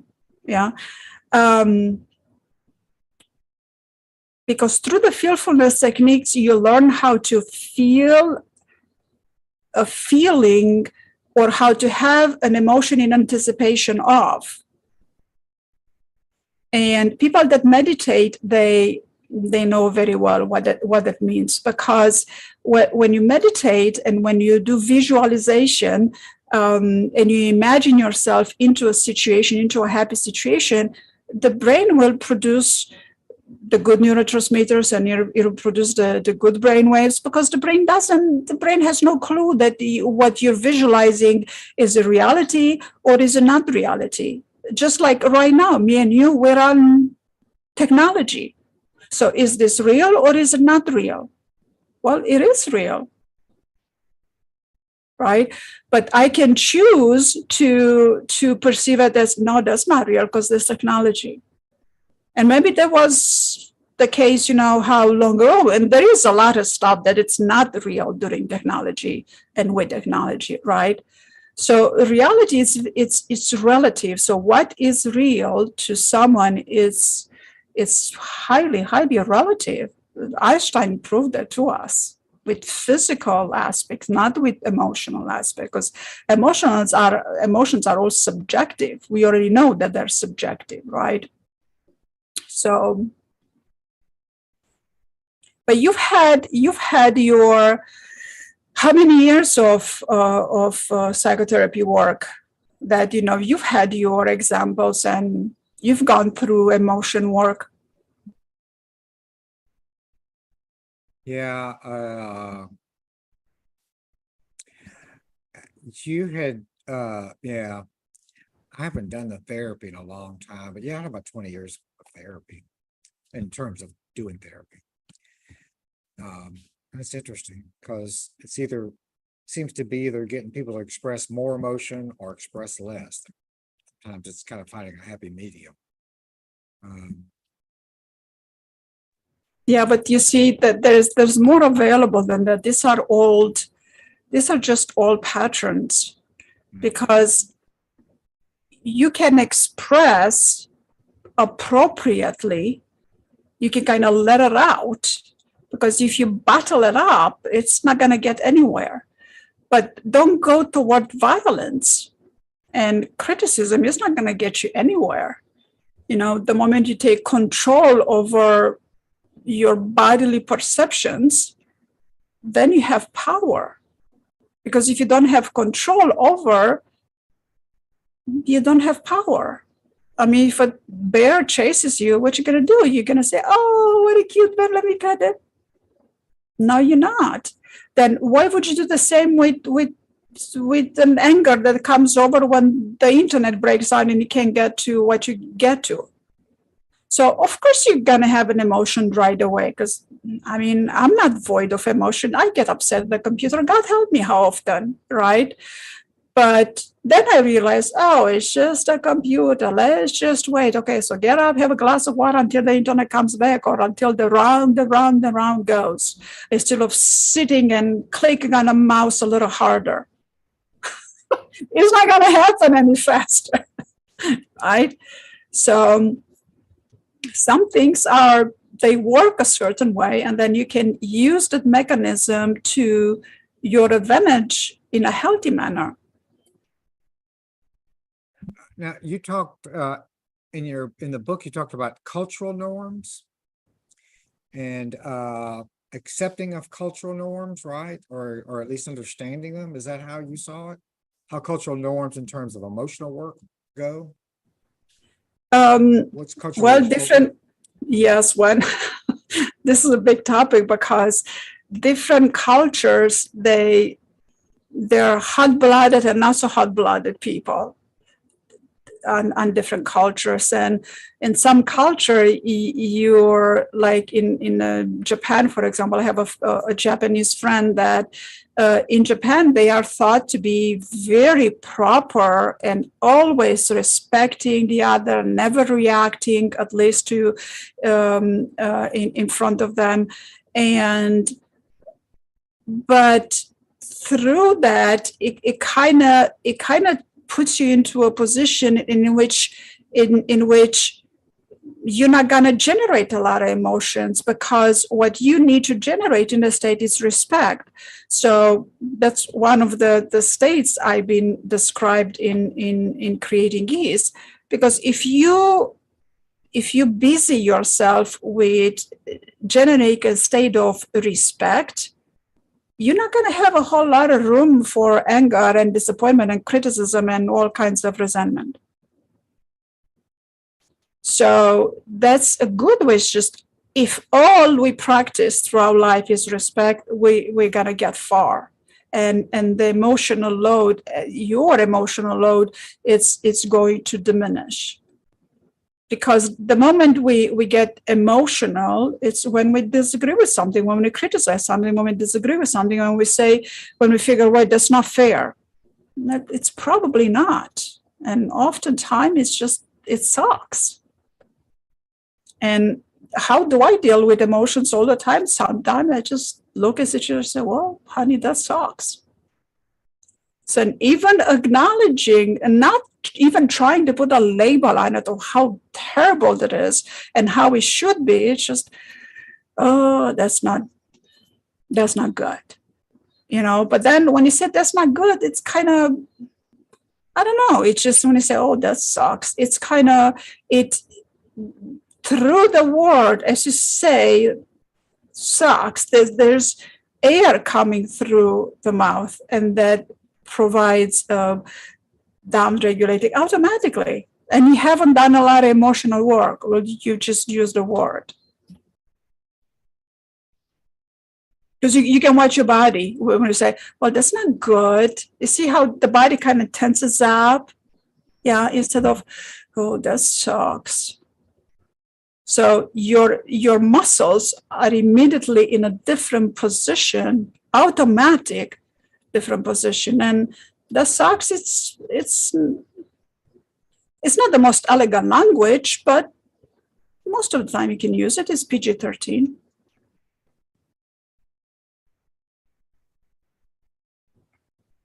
Yeah, the idea of cultural norms is real complex, especially in terms of emotions and who should express them and who can and who can't. And you had mentioned something about Hochschild. I'm not sure if I can pronounce that right. Emotional work, unpaid emotional work, emotional labor. kind of new concepts? Yeah, these are some quite interesting concepts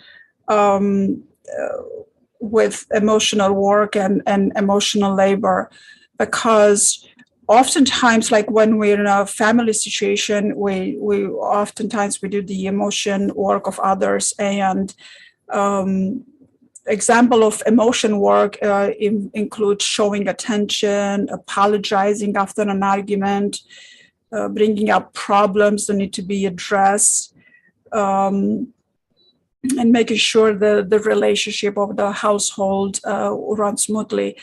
And culturally, the cultural norm, old cultural norms often imply the emotion work is reserved for females.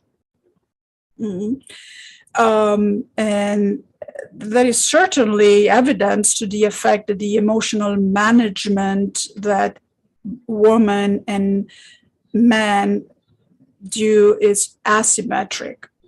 And I better be careful what I'm saying. Yeah. And generally, there is a cultural norm, and generally, women come into a marriage being groomed for the role of emotional manager. And I think that's pretty much stems from the fact that the woman is that who carries the child and has a deeper emotional bond to it. And therefore, the woman was left in charge of being the emotional manager. But that's not the case anymore. Lately, there's more and more men being in touch with their feelings, right? And that's pretty much in touch with their emotions. And more men, they know how to manage it, they know how to handle it, they know how to manage it.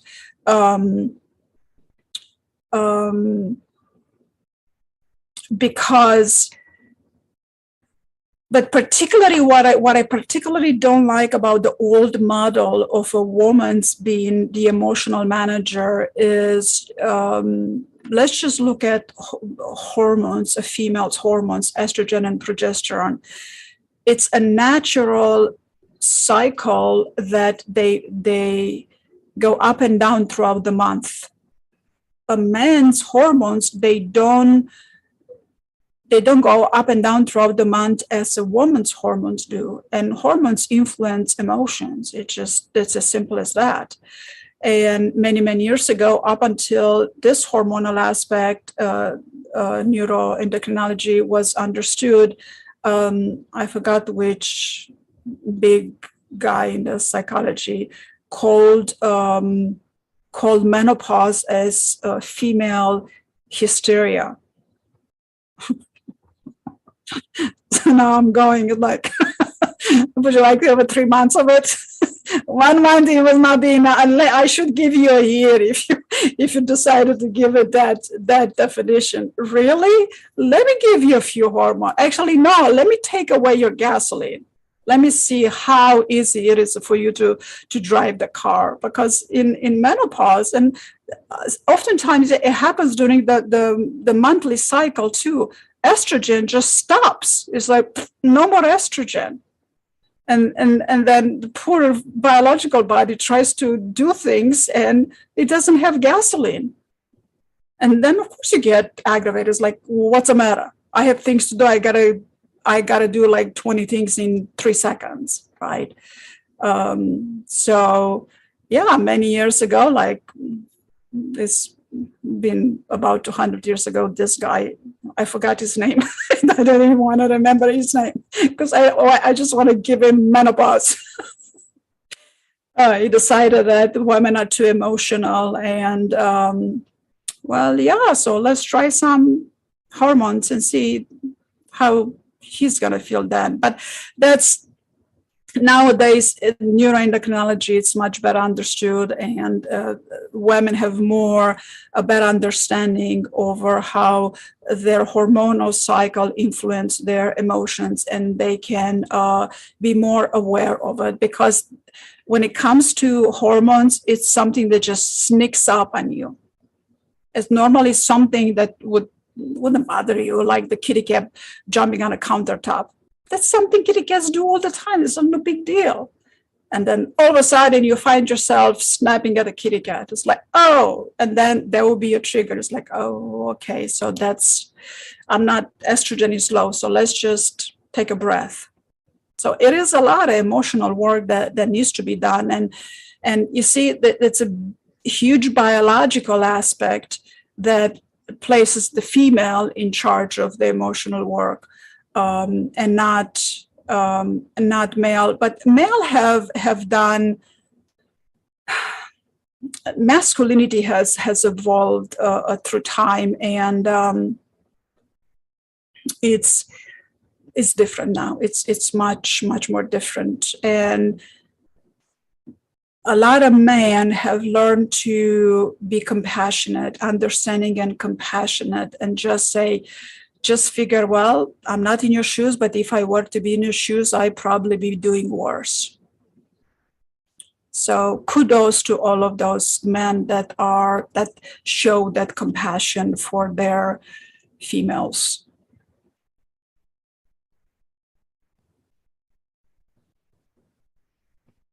I just read an article yesterday, today, about the title of the article, and the article in the Times was, "Your manager is firing you, but he's the one crying."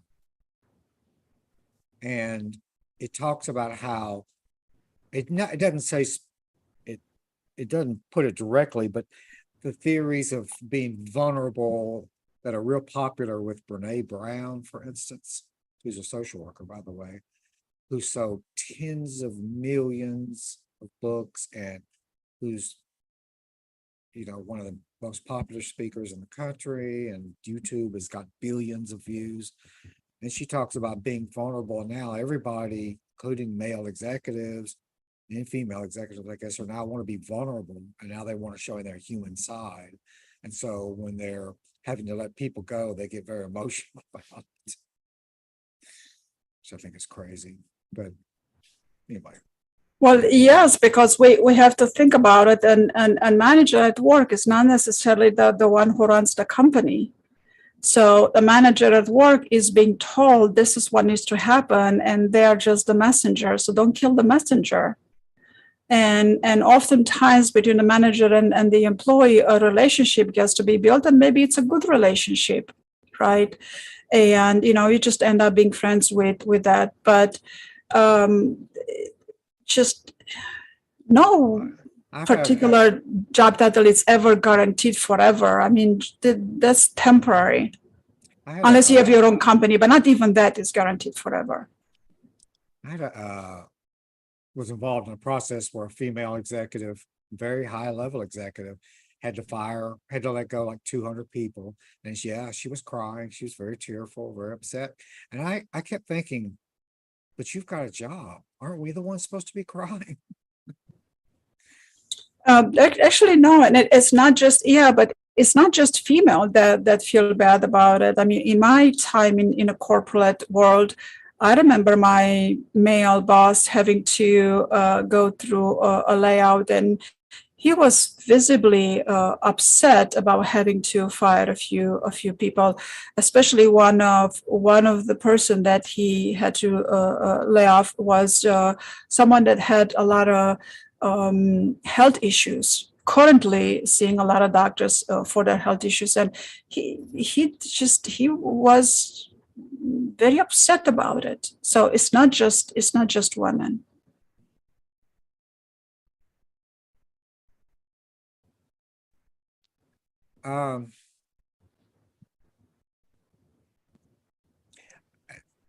So I guess I was just wondering, kind of like, how do the thing that I found most useful in your book was the word triangles, but I'm still not sure how the word triangles fit in with emotional work in the sense of evocation and suppression. I don't know how that all ties together. Is that part of the process? That's the biggest process of the fearfulness training and fearfulness techniques, and this is not something to be intellectualized, because this happens through the experience, and you have to have the experience to get it. Some triangles are easy to understand and you can imagine, and you can, it's like, oh, I could get it, but this is something that happens through experience. And something magical that happens through this training and with the experience is that engages your automatic processes, your automatic subconscious processes. And when these are engaged without intellectualization, I mean, there is thinking about it, and you make sense of it and you understand it and all that. But when you engage the subconscious at an evocative level, because subconscious works with patterns, it doesn't, you can't give commands to the subconscious. It just doesn't work like that. And when you evoke this automatic processing in a healthy manner, they're going to register in the muscle memory quickly through the beautiful aspect of neuroplasticity. So, the brain is a tool that the mind uses to differentiate to find similarities and differences. So when you work with word triangles, they're evocative, and because it means different things to different people. And when you present them well, you're not going to present bad triangles, but everybody, when somebody goes about emotion work, they go about learning how to get good emotions, right? I don't know people going into emotion work to learn how to get bad emotions. I mean, just not that I know of. How did we get here? So with the word triangles, they're evocative, therefore it's going to engage your subconscious to engage your processes over the meaning of those words to generate a state. And then if you have the state happening for a minute or two, and even 30 seconds at a time, and you have that happening several times in the course of a half an hour or 20 minutes, the subconscious registers it already, forms a pattern, and then it's going to be available to you. And then all of a sudden, you're not going to know. It's like, oh, I'm much calmer. How come I'm much calmer? I don't know. I usually used to snap at these events, and this kind of drinks used to trigger me, but it didn't trigger me anymore. I'm much calmer. My husband compliments. My husband is amazed of how calm I didn't react to this. Oh, you should see me with my boss. Oh, my clients give me good feedback. It just something begins to happen automatically without effort. And this is something, it's hard to understand for a lot of people, because we've gone through school and getting a degree and then getting hired for a job and all that. It takes a lot of work, and it's hard work. So here I am teaching you word triangles, which is easy and simple and pleasant. And a lot of people don't get it. How can it be so important if it's easy and pleasant? It's going to stay with you.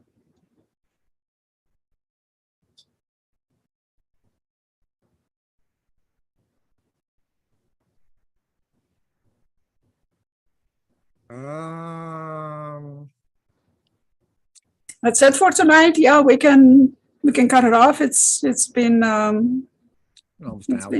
it's been long enough, and we can cut it off, and we can definitely come back next. We can come back next Wednesday. All right. Good. Sounds good. Thank you. All right. So good night. Sleep well, and we'll see you next week. See you later. Night night. Bye-bye.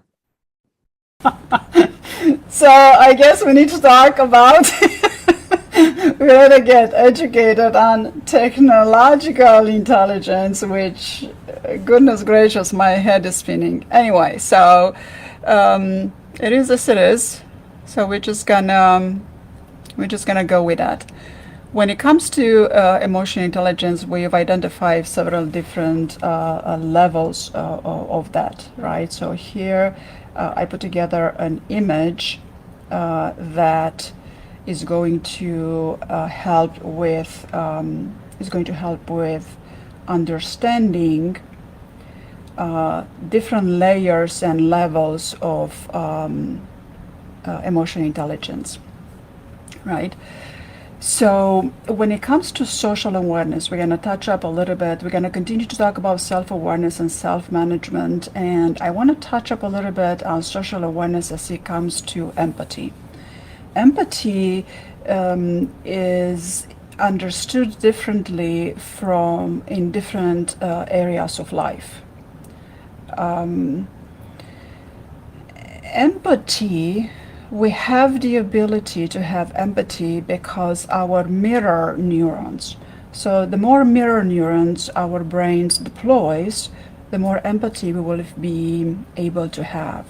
Now, mirror neurons were developed by scientists many years ago when playing with monkeys. And they found out that the monkeys, they were more empathetic. They would share their bananas, they would share their food. They had a large deployment of mirror neurons. But the thing of the mirror neurons are not the same as other neurotransmitters, because the mirror neurons, you develop more mirror neurons by developing your emotional intelligence. And intelligence has to do with knowledge, has to do with knowing what, how, when, and so on. But when it comes to emotional intelligence versus intellectual intelligence, EQ versus IQ, emotional intelligence is not something that is taught in school. It's not something that we are measured as children or young adults going to school.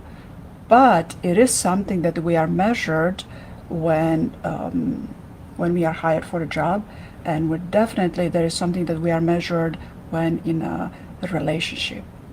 So the reason we get along or don't get along with people has something to do with the emotional intelligence.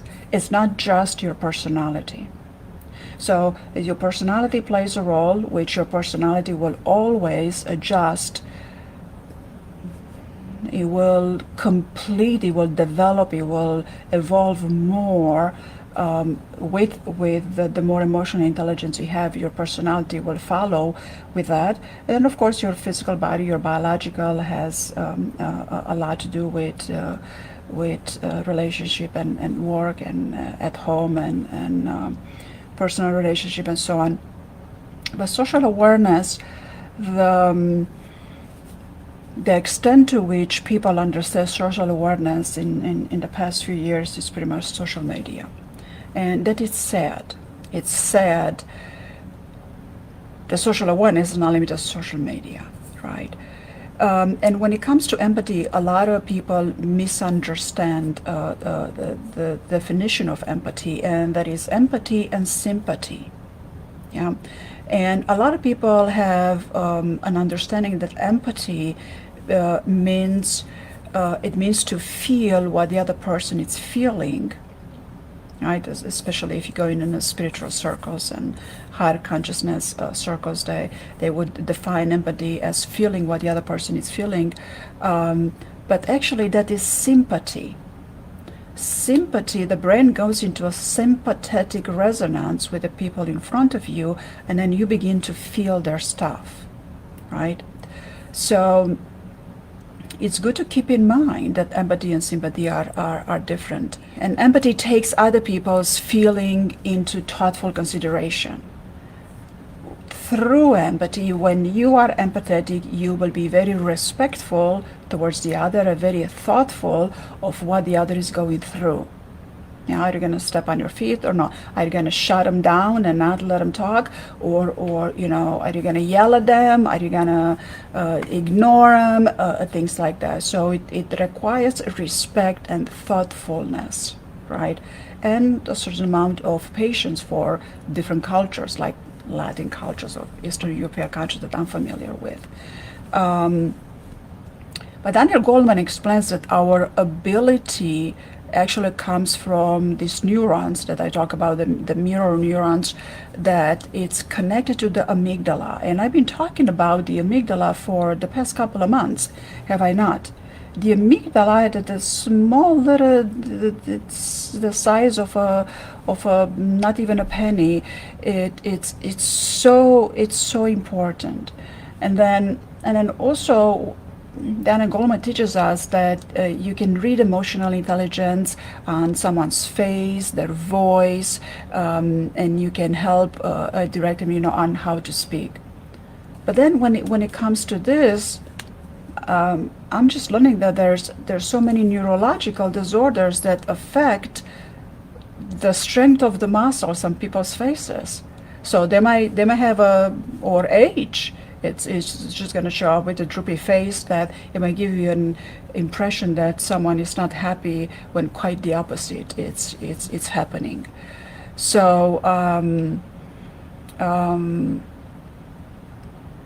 keeping in mind that amygdala is extremely important, and amygdala responds to strong emotions, and strong emotions somehow we perceive strong fear to be a stronger emotion than happiness to be a stronger emotion, which is it isn't. So we want to, I think I might have settled something here with the echo. And we want to nurture our amygdala, if we can say it like this, with positive emotion, with happiness and laughter, and even being amazed or something that's very, very funny, and not watch as much TV that has a lot of anxiety to it, because that's going to affect our amygdala, right? And definitely keep in mind that empathy, it's not sympathy. So when we are feeling other people's stuff, we are actually in sympathetic resonance and not in empathetic resonance. When in empathy, someone might perceive that the other person might be a bit distant or not, but in fact, when someone is empathetic towards you, they will be there to help you. They will be there to assist you, right? So, anything you want to add to this, Randy? No, that sounds good. The difference between empathy and sympathy.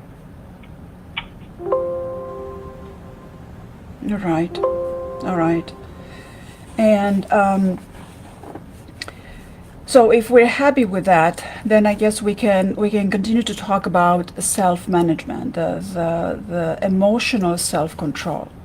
And again, I cannot stress enough the amygdala part of the brain, that's how the purpose of the amygdala is to keep you safe. And if, for example, if you, and some people that are extremely angry and commit a lot of crime, they might have a different emotional arousal, and their amygdala is affected as such, that triggers them to act with violence. So, and then I remember I was at the presentation with a neuroendocrinologist, and it was many years ago, and I figured, well, take away the amygdala. And I said, well, no, you don't want to take the amygdala, because you take away the amygdala, then you're going to take away someone's capacity for self-defense. So anger would play a role in here, because anger will trigger the amygdala.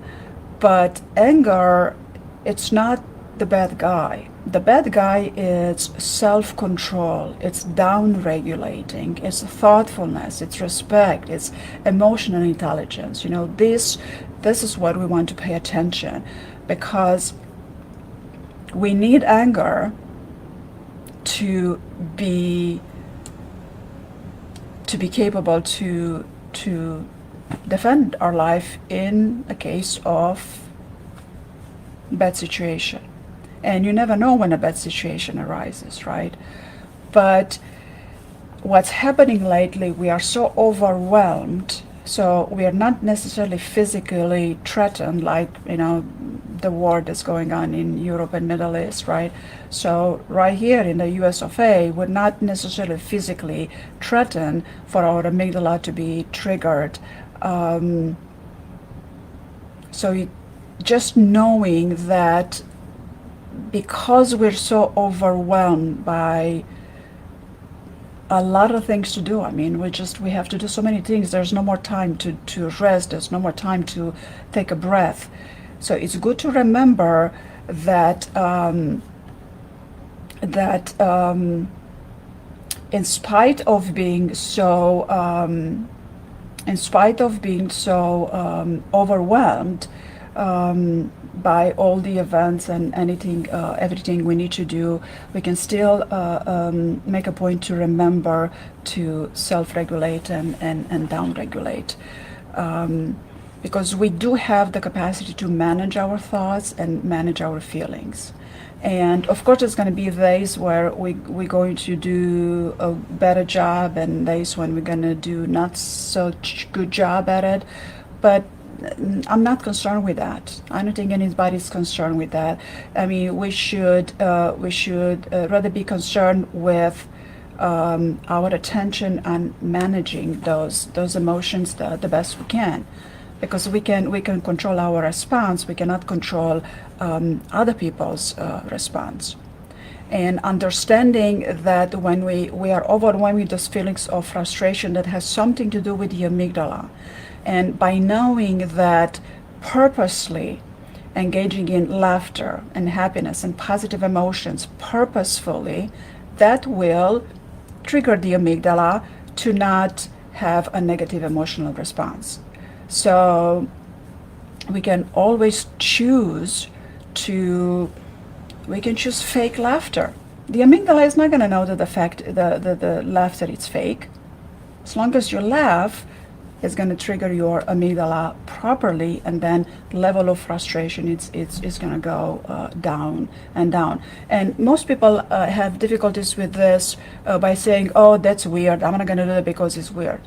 Well, maybe it is something you're not used to doing, but who's going to see you? You take a moment in a quiet space and go ahead and have some fake laughter, and then you have fake laughter. Eventually, then you're gonna have unfake laughter as well. So let's just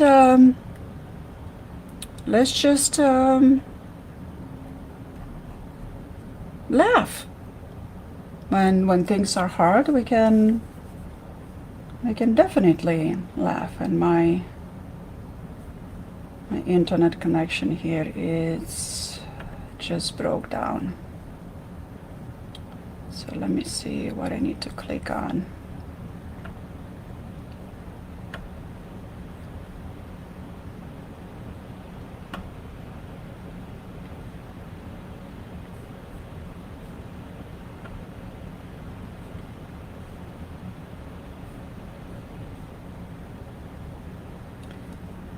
All right, so my internet connection is definitely not a good connection. It keeps kicking me out, and although I keep changing devices and I get stronger, but it appears that this is a popular time, and it just drops me off. So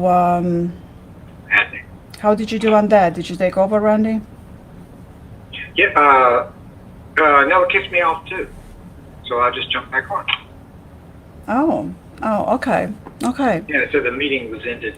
I don't think we're live on Facebook anymore, though. were you able to see if we were live on Facebook? I didn't check it and see, but it said we were. Okay, let me try this thing now. Go on YouTube. Okay, so I guess I have to click on. Hang on, Randy. Wait. I'm going live on this side and I think this one is still going. I'm not sure. Is it? I'm going. Okay, so it's as good as it can go. All right. So yesterday, me and you had a really good conversation about people not being aware of what's right and wrong. The small town in a smaller town in U.S. of A. did not know what that had no clue of the history between Nazis and the Jews. So do you care to tell us this story again? Well, That friend of yours that lived in a small town, that it's quite an interesting story, that friend of yours. about the newspaper? Yeah. Yeah, it was a school newspaper that they had, and the editor, such a big believer in free speech, thought that it was really, really cool to, and this editor didn't know a single Jewish person. Grew up in the deep South, where there are lots of Jewish people, but they were pretty segregated, and got a visit one day from this guy, and he said, I'm a Nazi, and Hitler's birthday is coming up. It's in April, I think, actually. I don't remember. Anyway, his birthday was coming up, and I want to put it out in the newspaper. And, back in this time, it was free speech, and oh yeah, that was exciting, free speech. And so they stupidly agreed and patted themselves on the back about, oh, we're so First Amendment, and this is just us. We're living the First Amendment because we have free speech, and we allow anything and everything short of whatever. And so there in the weekly newspaper had celebrating happy birthday to Hitler. See, that's we were all patting each other on the back like, wow, we are the First Amendment. We're going to get the editor of the New York Times is going to call us and go, wow, you guys are so courageous. And within about 10 minutes of it happening, there was a knock on their door, and they got their senior advisor came in and said, the chancellor wants to talk to all of us. And surprise, surprise, surprise, it had offended many, many, many, many people. yes. And a lesson was learned. Go on. That was it. It was a apology was issued, a lesson was learned. Yes. So this is, I mean, it's hard to believe. It's hard to believe that someone would not know the history of Hitler and Jews. Yeah, Hitler. Yeah. So Yeah, because they didn't know that emotional intelligence, the best they knew, the best they had emotional storage of on freedom of speech. Right? Because a lot of countries don't have freedom of speech. I mean, America prides itself with freedom of speech.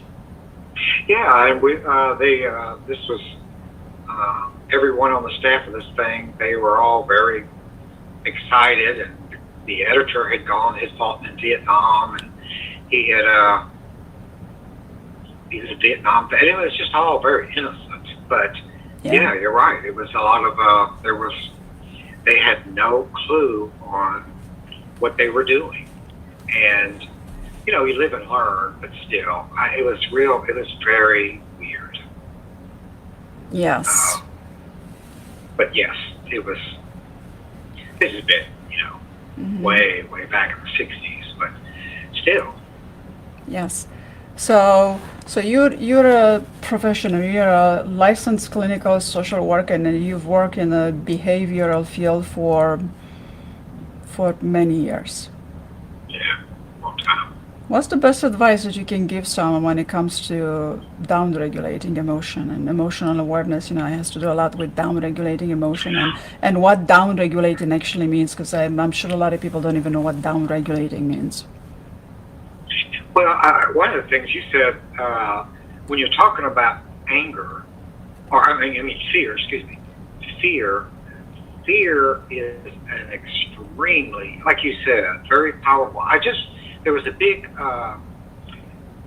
story in the New York Times this week about one of the hosts on Fox News. Can't think of his name, but he's their biggest star right now. And they sat down and watched 1,100 hours of his show. And what they determined, they were trying to be objective. What they determined, the predominant theme was be afraid. Mm-hmm. That was the predominant thing, the politics aside, the predominant thing that he preached and he promoted was there was we have a lot to be fearful of and be very scared. Be scared of losing your identity, be scared of losing your freedom, be scared of losing your guns, be scared of your kids being turned into something else. Just fear. That was the predominant, and that approach has brought him the biggest audience, and the biggest audience in the television, yes, in the network, for the network.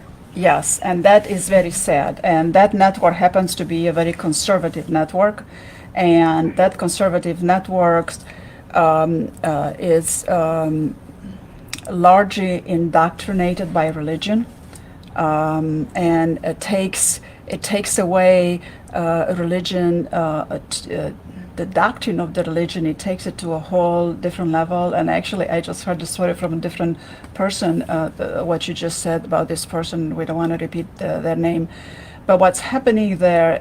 There is a lot of manipulation that's been going on. Mass media has been manipulated for a very, very long time. But what people are not very familiar with is that we have a choice as to not respond to this manipulation or fear. So it's not just about love and fear. It's not just that the amygdala pretty much responds to fear and it responds to love and it responds to laughter, right? It's not a dual, but it comes to polarity. So this person so polarized all of their messaging to instill fear. That is just it's a pitiful thing to do. But then why people are attracted to such polarizing and fear expanding, fear promoting messages, it has to do with the triangle. It's called victim, rescuer, prosecutor. So the way the people are manipulated is through making them believe that they are victims of circumstances. And then when someone believes that that's a victim, then they want to prosecute the perpetrator, right? So then here is this person that is aware of this mechanism and is just going to instill more fear to excite them, because to some extent fear is also excitement, right? And then look at the entertainment. How much pleasure do we get out of people killing other people in the movies? Yeah, that it's the violence is rewarded, and people don't even know that a reward is not made just with money, right? a reward is made with paying attention to, with being ignorant of how something works. And uneducated people, you could kind of understand that, but then educated people to hold on so strong to values, to this kind of values, that this is right and this is wrong, and these people should die and these people should leave, is not right. So this I don't want to go into too much detail into victim rescue prosecutor. I've been talking about with you outside of this live for a while. It's the ugliest thought feeling patterns that was ever instilled in consciousness. And if we are to think of consciousness right now for the purpose of this discussion, because consciousness does not have a definition and it takes a few hours to define consciousness, but for right now, if we are to think consciousness as similar to the air we breathe, consciousness, collective consciousness, there is something where all the thoughts go, and collective consciousness is something somewhere we think from. So then having, it's very pitiful. It's very pitiful for someone in this position to be in a position of reaching a lot of people instead of promoting kindness and compassion and gratitude and appreciation and respect. The respect for the first and foremost. He chooses to promote fear. It's pitiful, right? Because it's pitiful, but very lucrative. It shows the power of fear. You know how powerful. And if we try to become aware of what fear is, and we start looking for it, all of a sudden, you'll hear it everywhere, all over media, social media, everywhere. Be afraid of something. Be afraid of something happening. But that's polarized. Yes, it's polarized. Yeah. We are supposed to be afraid of things. We're not supposed to put our hands on hot plates. Don't put your hand on a fire. Don't walk in front of a driving car. We are supposed to have some sort of fear. Fear is a built-in mechanism in the physical body to protect you, to save your life, to keep you safe and secure. You're not supposed to trust everything. And this is where manipulation happens, because they say, fear this, but don't fear this. Be afraid of this, but here I am. Don't be afraid of me. So it plays with people's minds in a very ugly way. But what I want people to know is that everybody has a choice to not be entrained, to not be pulled into this triangle, because it's very hard to get out of this triangle. I mean, it takes a lot of work, and it takes a lot of classes and a lot of schooling to get out. I mean, coaching, not schooling, training, to get out of the victim, rescue, prosecutor triangle. And the first way of avoiding it is to be aware of when it's happening. Yeah. Being aware of when somebody's trying to scare you, or trying to make you fear, make you afraid. Yeah. So it happens a lot. Yeah. So with uneducated people, people that don't have access to information, I'm talking about people that don't have access to information, you can kind of understand, or people that are just polarized, but no. And then, as we increase our emotional intelligence, we want to pay attention to what stimulates you. It's a story like this person that he puts out. This story is something like that stimulates you, that there's a sneeze. There was a sneeze. or is it possible for you to be stimulated by laughter, to be stimulated by respect, by kindness, by compassion, right? Because kindness is free, right? But if you look at it, fear, people pay money to listen to fear. People pay money to be entertained by fear, because to some extent, a lot of people are numb, right? And then those people that are numb, they take fear as excitement. It's like, oh, something that's happening in my life. No, that's not healthy. That's not healthy. And then there are other people that there's so many different layers of propagating and promoting fear, and even just going into criticism, constantly criticizing what's wrong. You're rewarding fear. You're rewarding what's wrong, right? So instead, you want to reward what's right. And oftentimes, kindness and respect might be boring, right? Because they might not be as exciting, right? But guess what? With kindness and respect, nobody goes to war with kindness and respect. Yeah, and the big,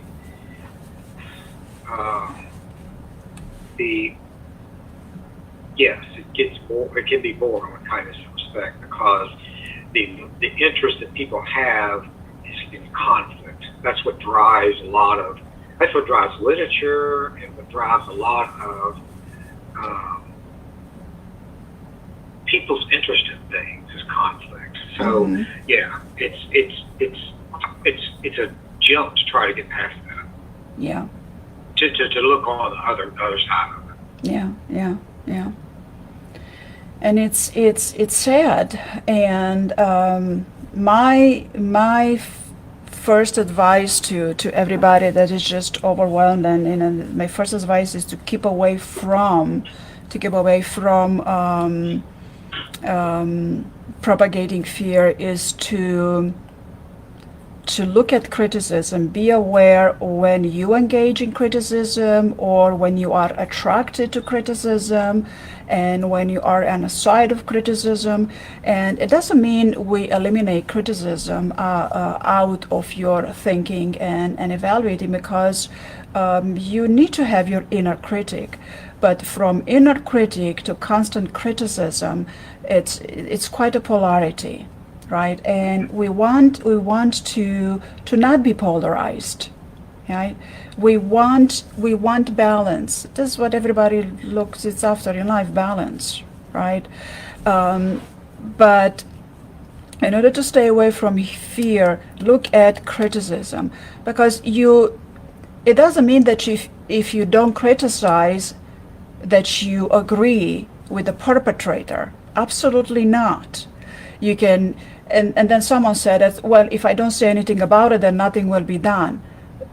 Yes or no, because you can say something about it, but you can say it in a way in which is not criticized.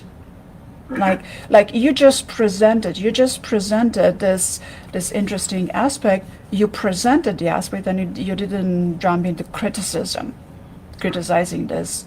So emotional intelligence is gonna come into play to help us become aware that this criticism is the first step into becoming aware, to stepping out of this triangle, right? Becoming aware when we're influenced by it, Yes. when it's impacting us, and what are we feeling and why? Yeah. Yes. Yeah, definitely. And what are we doing to make that feeling happen? Not blaming somebody else for making us feel that way, but what is it that's making us? What side is it being triggered? That's victimhood right here. Blaming someone. It's you're a victim. So here's the triangle of victim, rescuer, prosecutor. In a constant state of criticism, there's going to be blame. So you're going to be a prosecutor and a victim all at the same time, just within criticism, because you're going to blame someone, you're going to criticize them and blame them because you're a victim or somebody else is a victim, and then you are waiting for a prosecutor to come fix it. And this is how people are manipulated. This is how you hijack your emotions. This is how mass people and overall planet are manipulated. And then if you look at indigenous people don't have this in their consciousness, the victim, rescuer, prosecutor. They're very responsible, they're highly efficient, self-sufficient, and very responsible. Yeah. So my advice, the easiest and the quickest way to get to step out of this triangle is pay attention to who you're blaming, who you're criticizing, are you attracted to criticism, and then be aware that you're blaming something or someone. Now, that doesn't mean you're not going to be upset over things. If you're dealing with chronic illness, for example, I mean, there's going to be days when you're going to say, I am tired of it. And of course you're going to be tired of it. And if it's, I hope not, if someone is in an abusive relationship, then of course they are the victim of the abusive relationship. And right now with the war going around, there's lots of victims fleeing that country, right? So in that aspect, in that context, of course, it's going to be a rescuer, that all of the refugees are going to be rescued as to provide them with food and shelter, because that's a basic need, right? And then, of course, when someone is aware that somebody else is being abused in a relationship, might step in and help.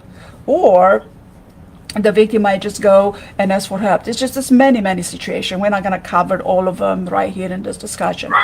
But the idea is that if victim, rescuer, prosecutor exist outside of people's identity. So this is how this person got so popular. We're not going to say his name, we're going to mention his network. This is how he got so popular and attracted everybody, because he worked, he promoted the fear, and then this reached in people's hearts and their identity, because people identified with the religion that he was promoting and he's affiliated with. And then said religion, that religion says that if you do this, that's going to happen, and if you do this, then that's going to happen. So the dogma of the religion is not bad, right?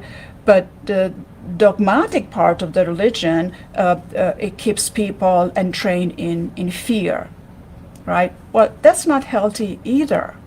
So now nobody says don't go to church anymore, because that's not the answer, right?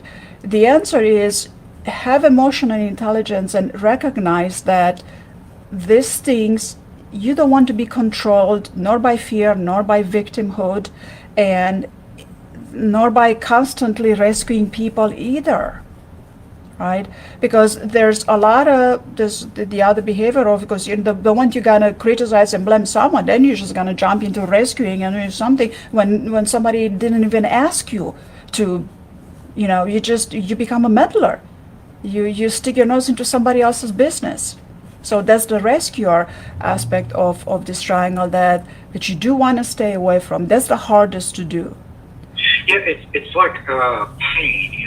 There's different types of pain. There's the real pain that if I cut myself while I'm cooking, that hurts. It's real pain. But there's also mental and emotional pain. Yes. And there's victimhood, and then there's real victimhood. The people who are killed in a tsunami, they're really victims. They're not. It's not a mental game they're playing. It's not a mental attitude. That really happens. The people in Syria and they're true victims, and in Ukraine. So there's the real victim, and then there's the mental victim. And the mental victim is more insidious. It's harder to address because it sometimes is a part of who we see as our identity. Mm-hmm. Yeah, it goes in. And it could. Oh, I'm sorry, Carmen. I was just going to say, which you well know. I mean, and in fact, I would ask you this. That's one thing that hypnosis can help with, because it can address those core identity patterns that cause that, right? Absolutely. Absolutely. I mean, it's just this, the hypnosis goes to the heart of the problems really quick, and it works to solve the problems. It's not looking just to identify the problems and then put you into some sort of category. I mean, you're a licensed psychotherapist and you're a certified hypnotherapist too, and you know the difference between these two. So Right. psychotherapy was developed out of hypnosis. So hypnosis goes to the root of the problem and have you identify those blockages, the parts within you that are keeping you Subconscious, stuck. right. The subconscious, of course, the subconscious that keep you stuck into this behavior of victim, rescue, prosecutor that is causing you unhappiness, that is causing you ill. Right, which is different than being a real victim. Correct. But see, this is what the manipulation is, because in real Right, life, right. the victims exist in a physical aspect. Victim of an act of God. It's tsunami. You're a victim of a tsunami. You're a victim of a hurricane. You're a victim of war. You're a victim of gun violence. You're a victim of physical violence and all that, right? But to begin to identify with that, because you like something or you don't like something, it's gonna mess. It's really gonna mess with your health. And right now, what do you think is going on right now that over the social media? Who identifies with abortion being legal or not? Well, I have a lot of opinions on that, and opinions are valid, but how much is my opinion, my stand on that is going to count? How much weight is it going to have over the final decision made if I just put a post on Facebook or Instagram or whatever social media? It's not gonna have any weight, right? It's as opposed to people that are over there peacefully railing on it and saying, no, this is not right, we're not standing for it. They have a bigger impact on that. But what's me putting a post on social media, I agree with this and I disagree with that. And I'm seeing, I mean, I'm seeing some educated people. I mean, I'm seeing some people educated in the field of psychology saying it, their phrasing, and neurolanguage is one of my specialty, right? So they're phrasing it in such a in a political template. Just like a politician would say, well, I don't agree or disagree with that. I agree and disagree with this fact and this fact and this fact. It's just so typical political. And you kind of, emotional intelligence has a lot to do with behavior, and it kind of you would expect that professional in the field of psychology would be aware of those things, but they're not. So then we go back to what I started. Emotional intelligence is not taught in school. Emotional intelligence and psychology, it's not the same thing. Psychology, it's a whole industry that has so many different areas. But emotional intelligence, you begin to learn emotional intelligence at home. It ended again. In Romania, we define emotional intelligence as we call it the first 7 years from growing up at home. So this got kicked out, so let me start it again.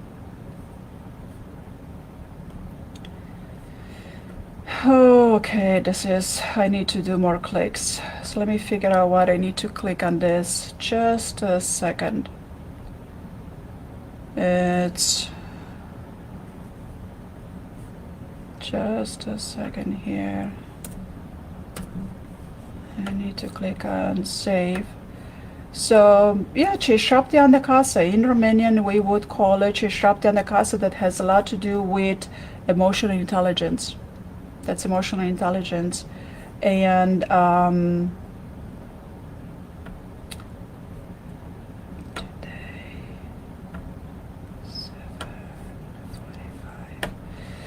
and also being able to not get aggravated with technology like I am in the midst of getting aggravated with technology right now. On things on what it says that do click here and then this is going to happen, and it's not happening. So let me try this one more time. It just doesn't like something.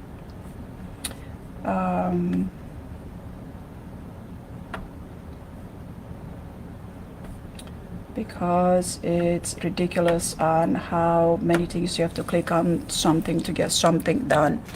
So I will get Randy over here on the phone and continue the conversation like that, because this is just going to be a bit simpler.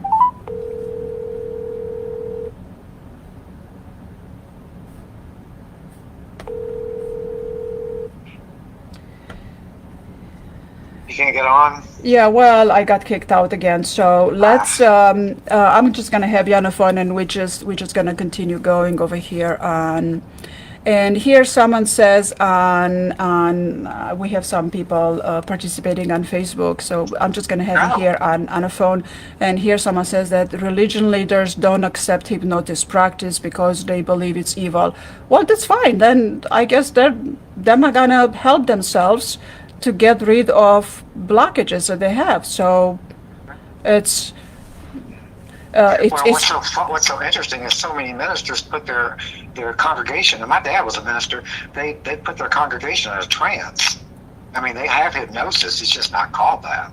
When they're feeling the spirit and having all the emotions that are involved, a lot of times they're in a trance, they're in a religious trance.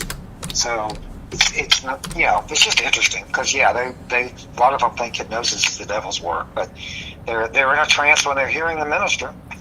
You see, there you go. You bring a good point because yes, because what the minister is doing, he's making a lot of hypnotic suggestion, and people don't know what hypnotic suggestions are. And then people are going to believe them. So here is a hypnotherapist that is highly trained, that knows how to work with people's, that knows they know how to work with people's emotions and their hearts. I mean, it's people's hearts that you're very careful of the words you use and how you guide them so to avoid trauma.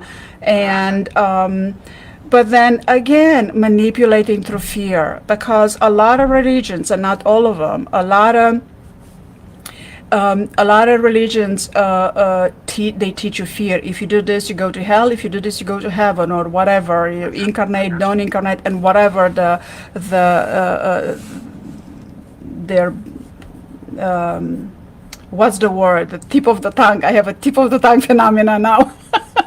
What's the word? Sorry. Yeah, I'm not finding a word that, tip of the tongue phenomenon. The word is there, but it's right. Yeah. Right. So here's where I say that a lot of Romanians avoid to be treated from depression, and it's true they do, because I'm from Romania and I grew up in Romania and then moved over here, and I've talked with you, Randy. How many times have I talked about this? The cultural clash, and the emotional intelligence layers, availability and layers that it's available to different countries it's quite fascinating. Like, was it yesterday we were talking about Eastern Europe, Romania, because I'm going to talk about my country, not everybody else's country. I don't want to offend other people's countries. But Romania, for example, it's a very old country, and it's full of tradition. And it's got so... it's so rooted in tradition, and forget religion, just look at the tradition. In tradition says that we do this and this is how we do it. We're not going to do it any other different way, right? And then this is what is taught. I mean, you continue to teach your children and your children's children, and so on and so on. Generation after generation learns how to cook, how to dance, how to do certain things. And then because that culture it's not exposed to options, they don't even know options are available. And it's not necessarily dropping tradition, because we don't want to drop tradition, because tradition is healthy, right? Good tradition is healthy, but you can always do things a little bit different. How a little bit different? In a way that's good for you and that's good for others at the same time. You're not going to hurt yourself, you're not going to hurt others, and you're not going to disrespect tradition. But instead of large quantity, maybe you can do small quantities and still respect a tradition and adapt to the current life, that current society that you live in. I mean, are you gonna continue to respect tradition and not use your smartphone nowadays? I don't think so. Yeah, and it's not just Romanians that are resistant to like getting treatment for depression. I mean, it's still got a stigma in this country. So it's not just, unenlightened Eastern European people who can't come into the 20th century or the 21st century. I mean, a lot of people have still got a stigma here. That's true. Just are very, very. It's lessening, but still, it's very stigmatizing, and there's just a whole different discussion, but it probably, I mean, there's some reason to be stigmatized because it can be, people can look down on it. It's just it's a very complex thing. So, yeah. Yes, but here's the stigma again comes. I think the root of the stigma again, it goes into the triangle, the victim, rescuer, prosecutor triangle, which again, it's we ought to step out of it, and I'm seeing more and more people stepping out of that victim, rescuer, prosecutor triangle, I am so happy to see that. They're not the word that they're doing it, but I'm seeing that happening. And it is. It happens more and more, and as people become more and more enlightened, and exactly. Exactly. Yes. So, And it's a good thing to see. so what enlightened means, it means educated. You become more knowledgeable. So being education is not limited to school and organized education. A lot of people misunderstand education as being limited to just the school, as to organized education, to school, grammar school, high school, college, university, doctorate, postdoctorate, and things like that. Because we have to continue to keep on educating ourselves with the demands of life, with what requires to be healthy. We're exposed to so much toxicity nowadays. All of the industry is just like.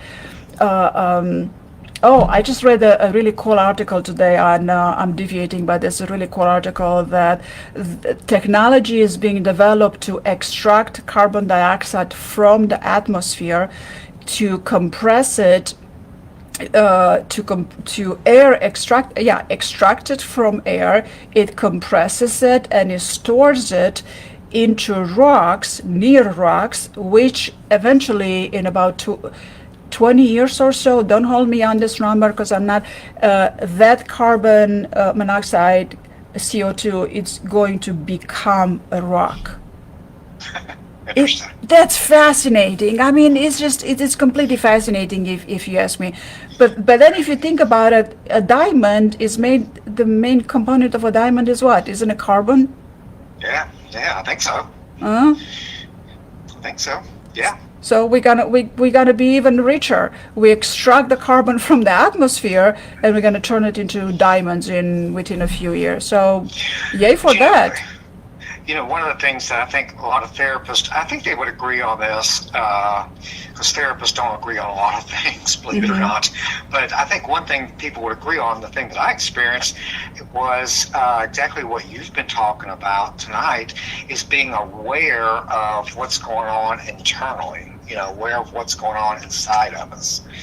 And when I was doing psychotherapy full time, it would be a major victory for a client to just be aware of what was triggering them some, aware of what was going on. That's why I love hypnosis so much, because it makes that happen very quickly. Yes. But emotional intelligence. Your emotional intelligence increases because that's self-awareness. Self-awareness is at the bottom of the pyramid for emotional intelligence. Yeah, exactly. Yeah, I was noticing that. So anyway, interesting.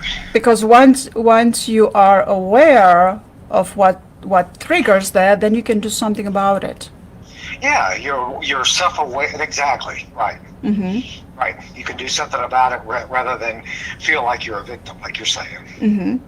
So now that we are aware of the victim, rescuer, prosecutor as the ugliest thought-feeling pattern ever introduced in the collective consciousness, we can begin to take a step back from being the criticizer, from being a victim, from behaving as such. And behaving as such doesn't mean just saying something or just, it means thinking something. So victimhood exists. Being okay in that, being okay with that position.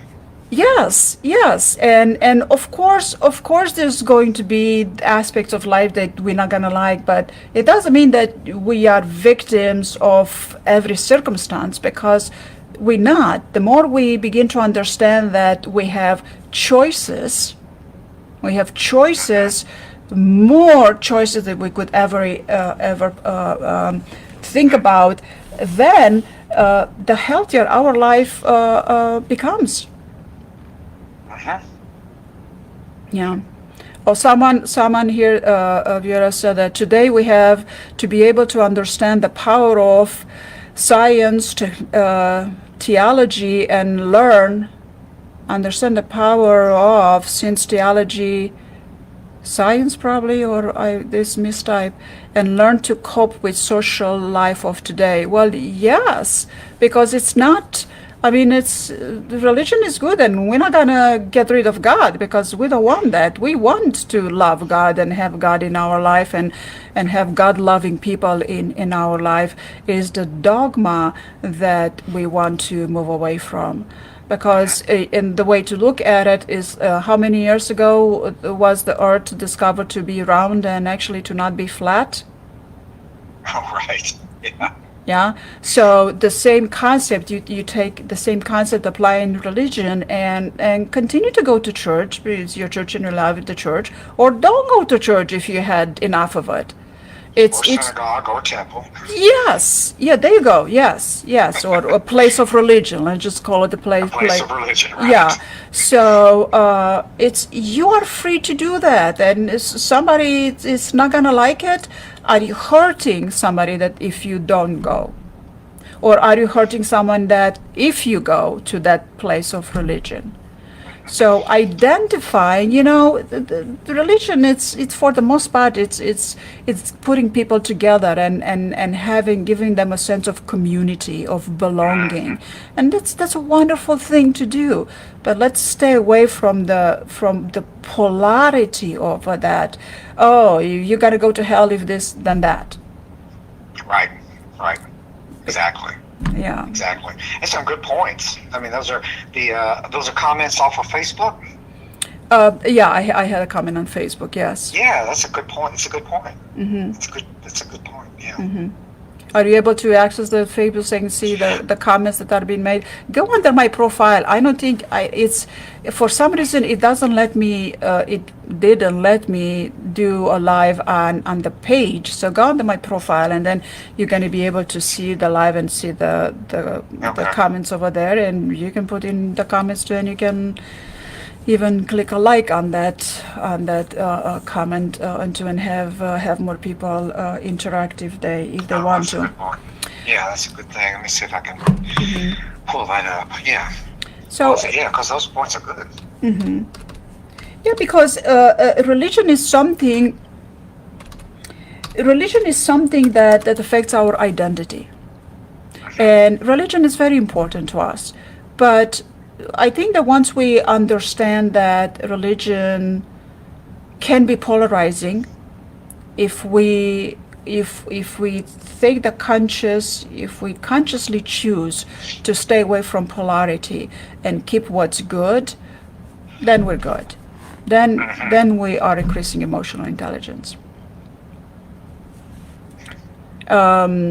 I had no intention of talking about religion today, but I guess we just got there somehow. Yeah, well, I mean, I mean, it's hard to avoid when you're talking about trying to figure out what's right and what's wrong, and trying to figure out and you know, the person who made that comment's got a good point. It's a lot of people, religious people, a lot of people in different things see hypnosis as evil, and that's a legitimate thing. There are a lot of people that see psychotherapy is an evil thing. You know, came from Sigmund Freud, who was an atheist, so it's got to be evil. Yes, because So, yeah. because in the polarity aspect of the religion, not all the aspect, but when religion becomes polarized, it becomes polarized because it wants to control you. So then if you go and work on your subconscious, where all your boo-boos are sitting in your subconscious, then those that are invested in controlling you, they don't want you to go work on your boo-boos, to take your boo-boos out of your subconscious. Right. All of your Exactly. blockages, right? Right. So Yeah, one of the things that one of my teachers, he did. One of my therapy teachers, he wrote a book about cults, and one of the things that cults have in common is they isolate the people in it. They isolate the people in it, and they keep them away from other parts of society. And you know, when people study cults, that's one of the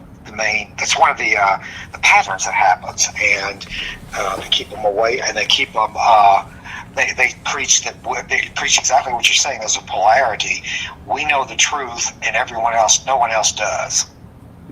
So, anyway, that is again that is very, very sad. So as long as truth is relative. If we learned anything from Albert Einstein, we learn that truth is relative because it's a matter of perspective. What are you looking at, and from what perspective you're looking at? So to just blindly go in there and believe someone that is like, this is the truth and this is the way to whatever you gotta go. And what we are teaching in Ericksonian hypnosis, and I'm not talking about other hypnosis, but in Ericksonian hypnosis, what we are teaching everybody is in a way that is good for you, that doesn't hurt somebody else. and I don't. I think people should be very, for anybody, not religion, but anybody that says this is the truth, this is the absolute truth, I think to be a little bit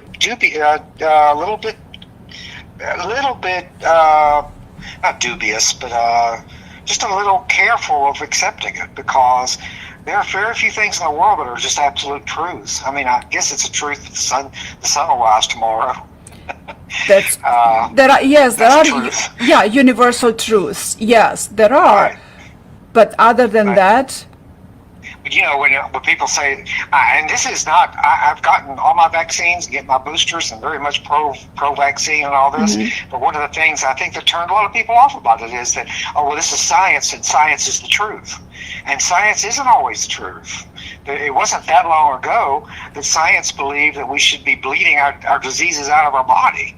So it's just something I just think it's to be aware of. Like you said, it's emotional intelligence. Just to be aware if somebody's trying to convince me of something or make me feel a certain way, what's going on about it? Yeah. Yeah. Yeah.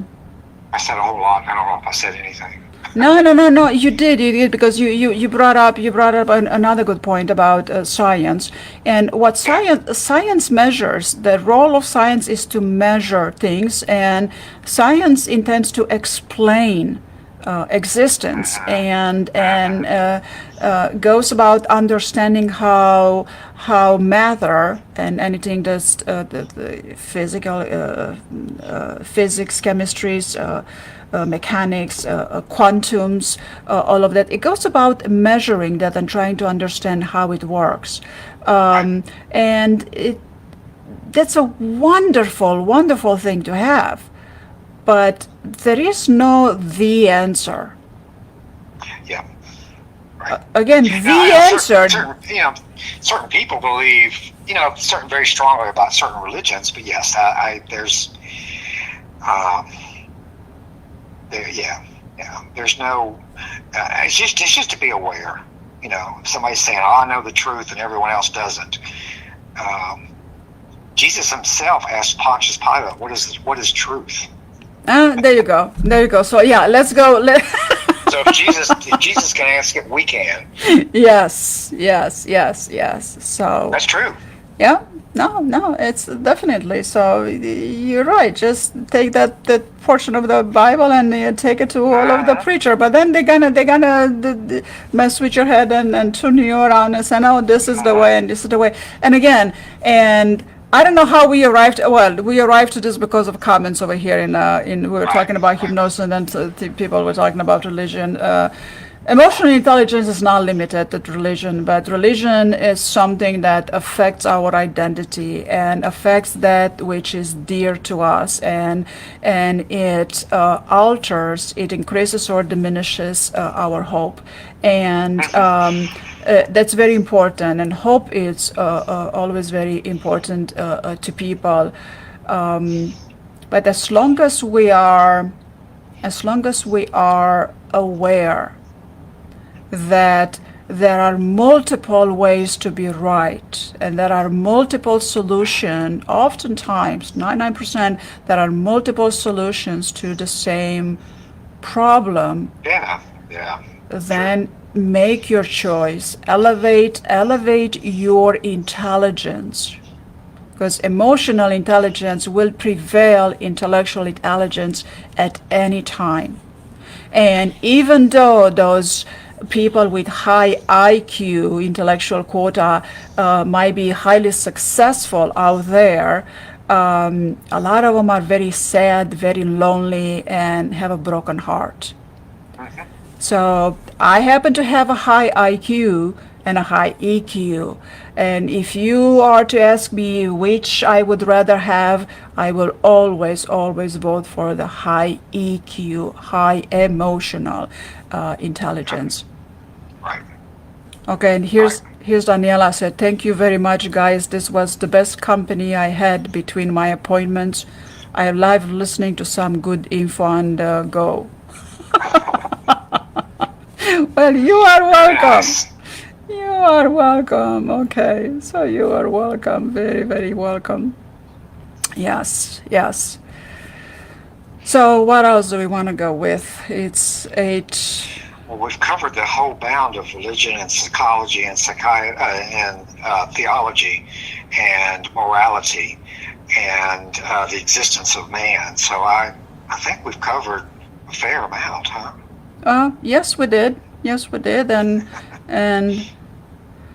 okay, Vieira says over here, why religion leaders advise member not to take vaccine?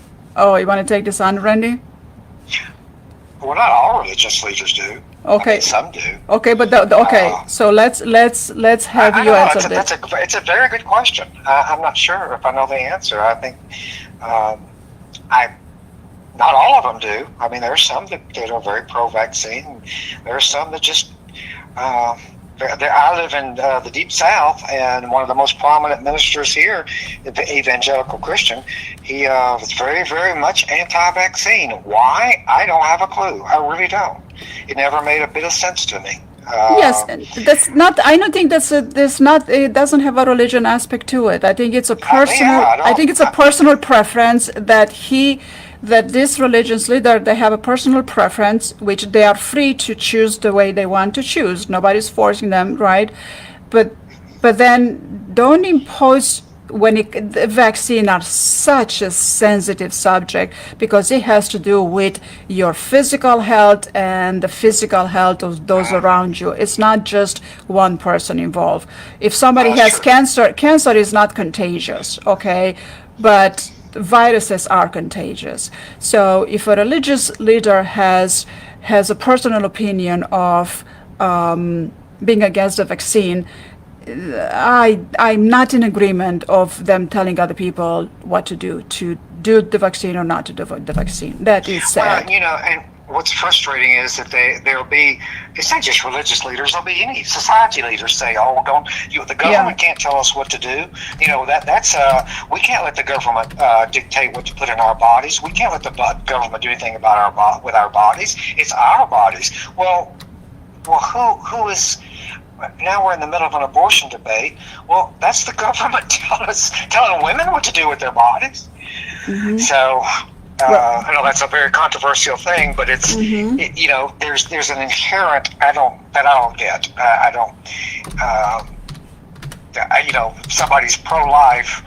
They want the government to be involved in some parts of people's bodies, but not the others. So I don't understand. I think you're right.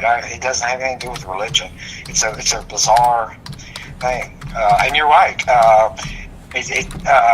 Christianity especially is very community oriented. So it's very weird for a Christian pastor. Now, maybe other ones are too. I don't mean the others aren't, because I'm just familiar with Christianity. It's something I've ever been with. But it does have a community point, and it's just bizarre for Christian leaders to, just like you said, to advocate something that would be harmful to the community.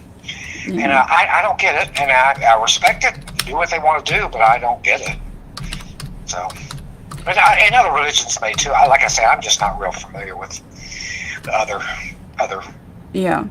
types of religions. Mm-hmm. Yes. So yes. That's a good point. Yes. It is. It is a very good point. All right. So we're gonna check out for tonight, and we're gonna come back next. We're gonna come back next Wednesday, and. Hopefully I'm not gonna get kicked off the internet. Last time I got kicked off out of my desktop, and now I got kicked off out of my laptop. So today I moved to my laptop, and I'm on a desktop. So it's a lot of pieces moving here. But it's the devil trying to keep you not from talking. Yeah, right. Yeah, right. All right. Well, you are very, very welcome. Somebody says thank you and very, very welcome. And I have to click on something to stop it. And that's it. We're gonna come back next Wednesday. Yeah, and these comments are wonderful. I was just looking at the website. The Facebook. There's very interesting comments. Excellent. Yes. There's such good questions. I wish I was smart enough to answer them, but there's such good questions. Randy, you are smart. What are you talking about? You're one of the smartest people I know. Your humbleness. Will get you nowhere. No. You're one of the smartest people I know, because being smart means more than having a diploma and a degree. And you are emotionally intelligent. You have a heart. Thank you. You have a heart, and you care. You too. Yes. All right, everybody. So we're gonna stop this live for right now. If I figure out what to click on. All right, I found the button, and we will see you next Wednesday. And go ahead and send me your questions, and we will address your questions, because some of them were really, really good questions today. All right. So thank you, and we'll see you next week. Thank you. Bye.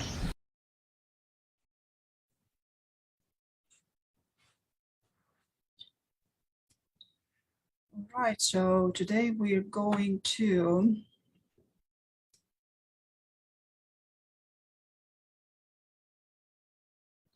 something is not going right on this other side. Okay, so today we're going to talk about a little bit about depression and anxiety and hypnosis. there's so much misunderstanding about the topic of hypnosis, and I find that a lot of people can benefit from being educated on the benefits of it, because hypnosis has gotten a bad rap, and it's not right. It is absolutely not right. And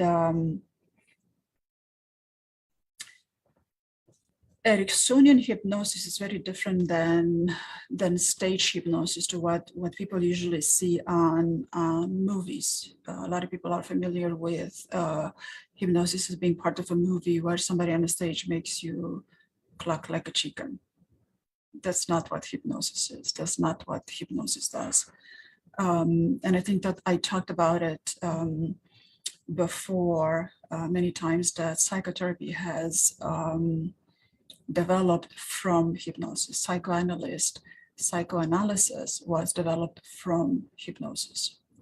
So what hypnosis does, especially Ericksonian hypnosis, is very gentle and very permissive. And what basically, and to summarize this in very quick words, what hypnosis does, it helps you elevate your emotional intelligence is the quickest method to elevate your emotional intelligence. And why? Is because emotional intelligence requires you to be self-aware and requires you to regulate, downregulate, control your emotions. And it requires you to understand and be thoughtful and respectful of other people's emotions. To summarize it, it's more complex than that, but in just a few words. So conversational hypnosis, and there's a lot of coaching that happens in hypnosis, and there's a lot of skill learning. I happen to teach clients a lot of skills in developing a self-awareness and emotional intelligence. And Ericksonian hypnosis is very, very gentle and very permissive. In hypnosis, we don't talk about something you don't want to talk. We will not. And I'm not going to ask you about what happened unless you want to tell me. And I'm not going to ask you what happened, and then what happened next, and then how did you feel about it, and what happened next, and how did you feel about it, and what happened next, and how did you feel about it. I'm not going to do that.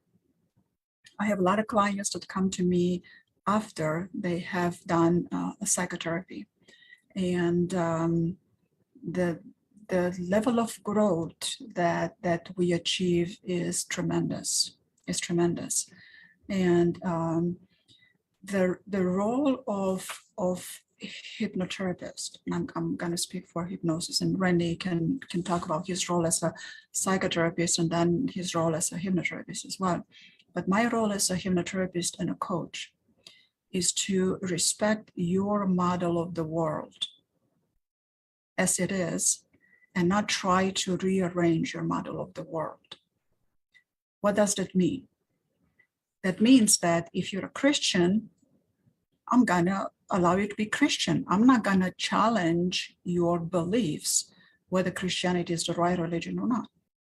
If you're a Buddhist, I'm not gonna challenge whether your Buddhism is the right, whether it's better or not better than any other religion. If you're Jewish, the same. If you're brown color, the same. If you're white, I'm not going to try to change your model of the world. This is what religions do, and this is what brainwashing does, and this is what a lot of famous people that get you under their spell do, like the guy I don't want to mention his name. We talked about it last time. So by respecting your model of the world, we get to uncover your processes. It's not as much as what happened, because what happened is many, many years ago, and it probably lasted, let's say, one day, or a total of how many days throughout your life. And by now you're probably 40, 50 years old. Okay, maybe 20. All right, not 20, whatever, right? So the hold the event has left an imprint on you because of the amygdala, right?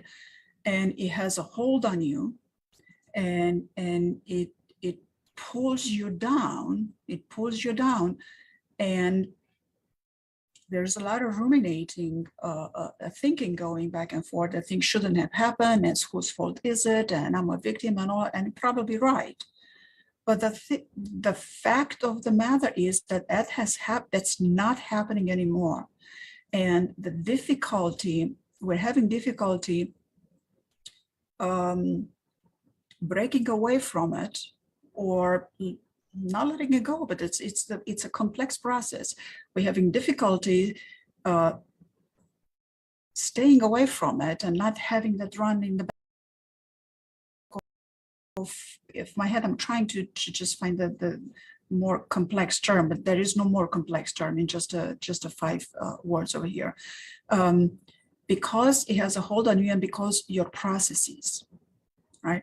But then your processes have a lot to do with your values, your beliefs, your sorting mechanism, your meta programs, and so on, your individual reality. So in hypnosis, you see, in psychotherapy, there's a lot of, and I'm not speaking for all psychotherapy, because psychotherapy, it has a lot of variety to it. But in psychotherapy, the events, that which troubles you is addressed, right? And it has you, and Randy's going to talk more about that because he's a licensed psychotherapist. And that does not leave as much room as for your processes. How are you processing that information? Now, how are we going to understand that? Well, the way we can understand that is a desktop, a laptop, and a smartphone. They all process things differently. They all access the internet. Kind of sort of the internet would be your subconscious. That's where you have all your stuff that you might or you might not find. And this is what hypnosis helps you get to. Like when you go online and you need to get to a place, you need to know the address to where you're going. So this is what hypnosis, it gets good with that, and is very gentle with the right professional, especially Ericksonian hypnosis, to slowly get to those blockages that have been stored in your subconscious, right? So, but the way you access internet and the features available to you on a desktop or on a laptop or on a smartphone are different. It's just different devices, and they all have a processor, and it takes you different clicks and different screens to get to whatever you need to get to by these 3 different objects. I'm keeping it simple because it's much more complex than this, right? So, so with hypnosis, especially me, so I'm going to talk about me, I'm very focused on how your processes are going, how you arrange your whys and the beliefs and the values, and what's more valuable and which beliefs hold you deeper and deeper. And once I understand these processes, then we talk about it, and then we go heal it with hypnotic suggestion. And hypnosis, people are 100% aware in hypnosis. Only at the beginning, only in the very first few sessions, they doze in and doze out. But in hypnosis, at least Ericksonian hypnosis, you maintain your awareness at all time. If a noise happens, you're going to be out and about right away, right? I'm not interested for you to fall asleep. Well, if you happen to fall asleep, you're probably being tired that day, and it's okay. We'll work with that, right? But it saddens me. It saddens me to, somebody made a comment last time we talked that hypnosis is believed to be bad. I'm not going to repeat the comment. I don't want to repeat the comment. That is going to be bad. And then there's a lot of religious people and a lot of Eastern European, I'm going to talk about my Romanian comrades, that are hesitant to take this approach to treat that depression. And that's a problem. Why? Because it's easily available, it's inexpensive, and it gets to the root of the trouble quick, right?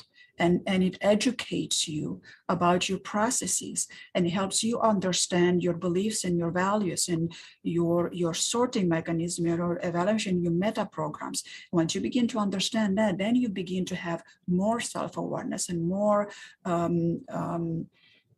self-regulating and emotional control and all that, right? Because you need that. I mean, medicine is going to help, and we have the medicine. If medicine's available to you, use it if it works for you, right? But the thing with depression and anxiety that most people barely talk about is that not only the one that is affected by it is affected by it. Their spouses, their significant others are highly affected by it too, whether they say something or not. It is not you, the client, that is affected only. It is your significant other as well. Your employer, your neighbor, your children, your mother, grandmother, grandparents, your kitty cats and puppy dogs and the plants inside the house and everything else is affected by it. And then there is a common mechanism in between that there is a heaviness that comes with anxiety and depression. This heaviness, it's heavy. It's just like heavy, and it comes in both anxiety and depression. And oftentimes when people carry this heavy with them, it's kind of sort of they want their significant others to help with it. And they do the best they can, but they cannot fix it for you. And then they begin to lean on the other. And having you dealing with anxiety and depression and leaning on someone like a family member, it's very hard on them. And then you wonder why relationships break out. It's hard on both of you, right? It's not right or wrong, and who's got it right and who needs more. It's not about that. So that's why here we are, the professionals, to help you not figure it out, but help you heal it the best you can. And this is not going to happen in a session or two, and probably not even 3, not even 10 sessions. A lot will happen, but and depends on the individual. I mean, in my case, when I work with, let's say, American people, I get to the root of the cause a bit quicker than when I work with Romanian or Eastern European people, because I talked about it, the consciousness of the mentality and the consciousness of Eastern European people is just so thick in tradition and superstition and the right and wrongs of religion. And this is how things should be. And this is how people should behave. And this is how people should look. And a lot of shoulda, coulda, woulda, right? It takes a longer time to peel the layers of the onion with this mechanism of beliefs and values, right? So I hope I answered quickest to it for those who don't have patience to stay on more, but I'm gonna have Randy pitch in from his professional experience as a licensed clinical social worker, licensed psychotherapist, and a certified hypnotherapist to Randy, give us your view on anxiety and depression and the misconception over hypnosis, and especially underline the Ericksonian hypnosis, which you're both trained in. The main difference, to put it very simply, the main difference between hypnosis, hypnotherapy, and psychotherapy is in psychotherapy, the client does most of the talking. In hypnosis, the hypnotherapist does the talking. That's one of the very basic differences. Yes. So when people talk about going to talk therapy, they're talking about psychotherapy, where a therapist is going to encourage a person to talk about what is bothering them, how they're thinking about it, how they're feeling, how it's connected,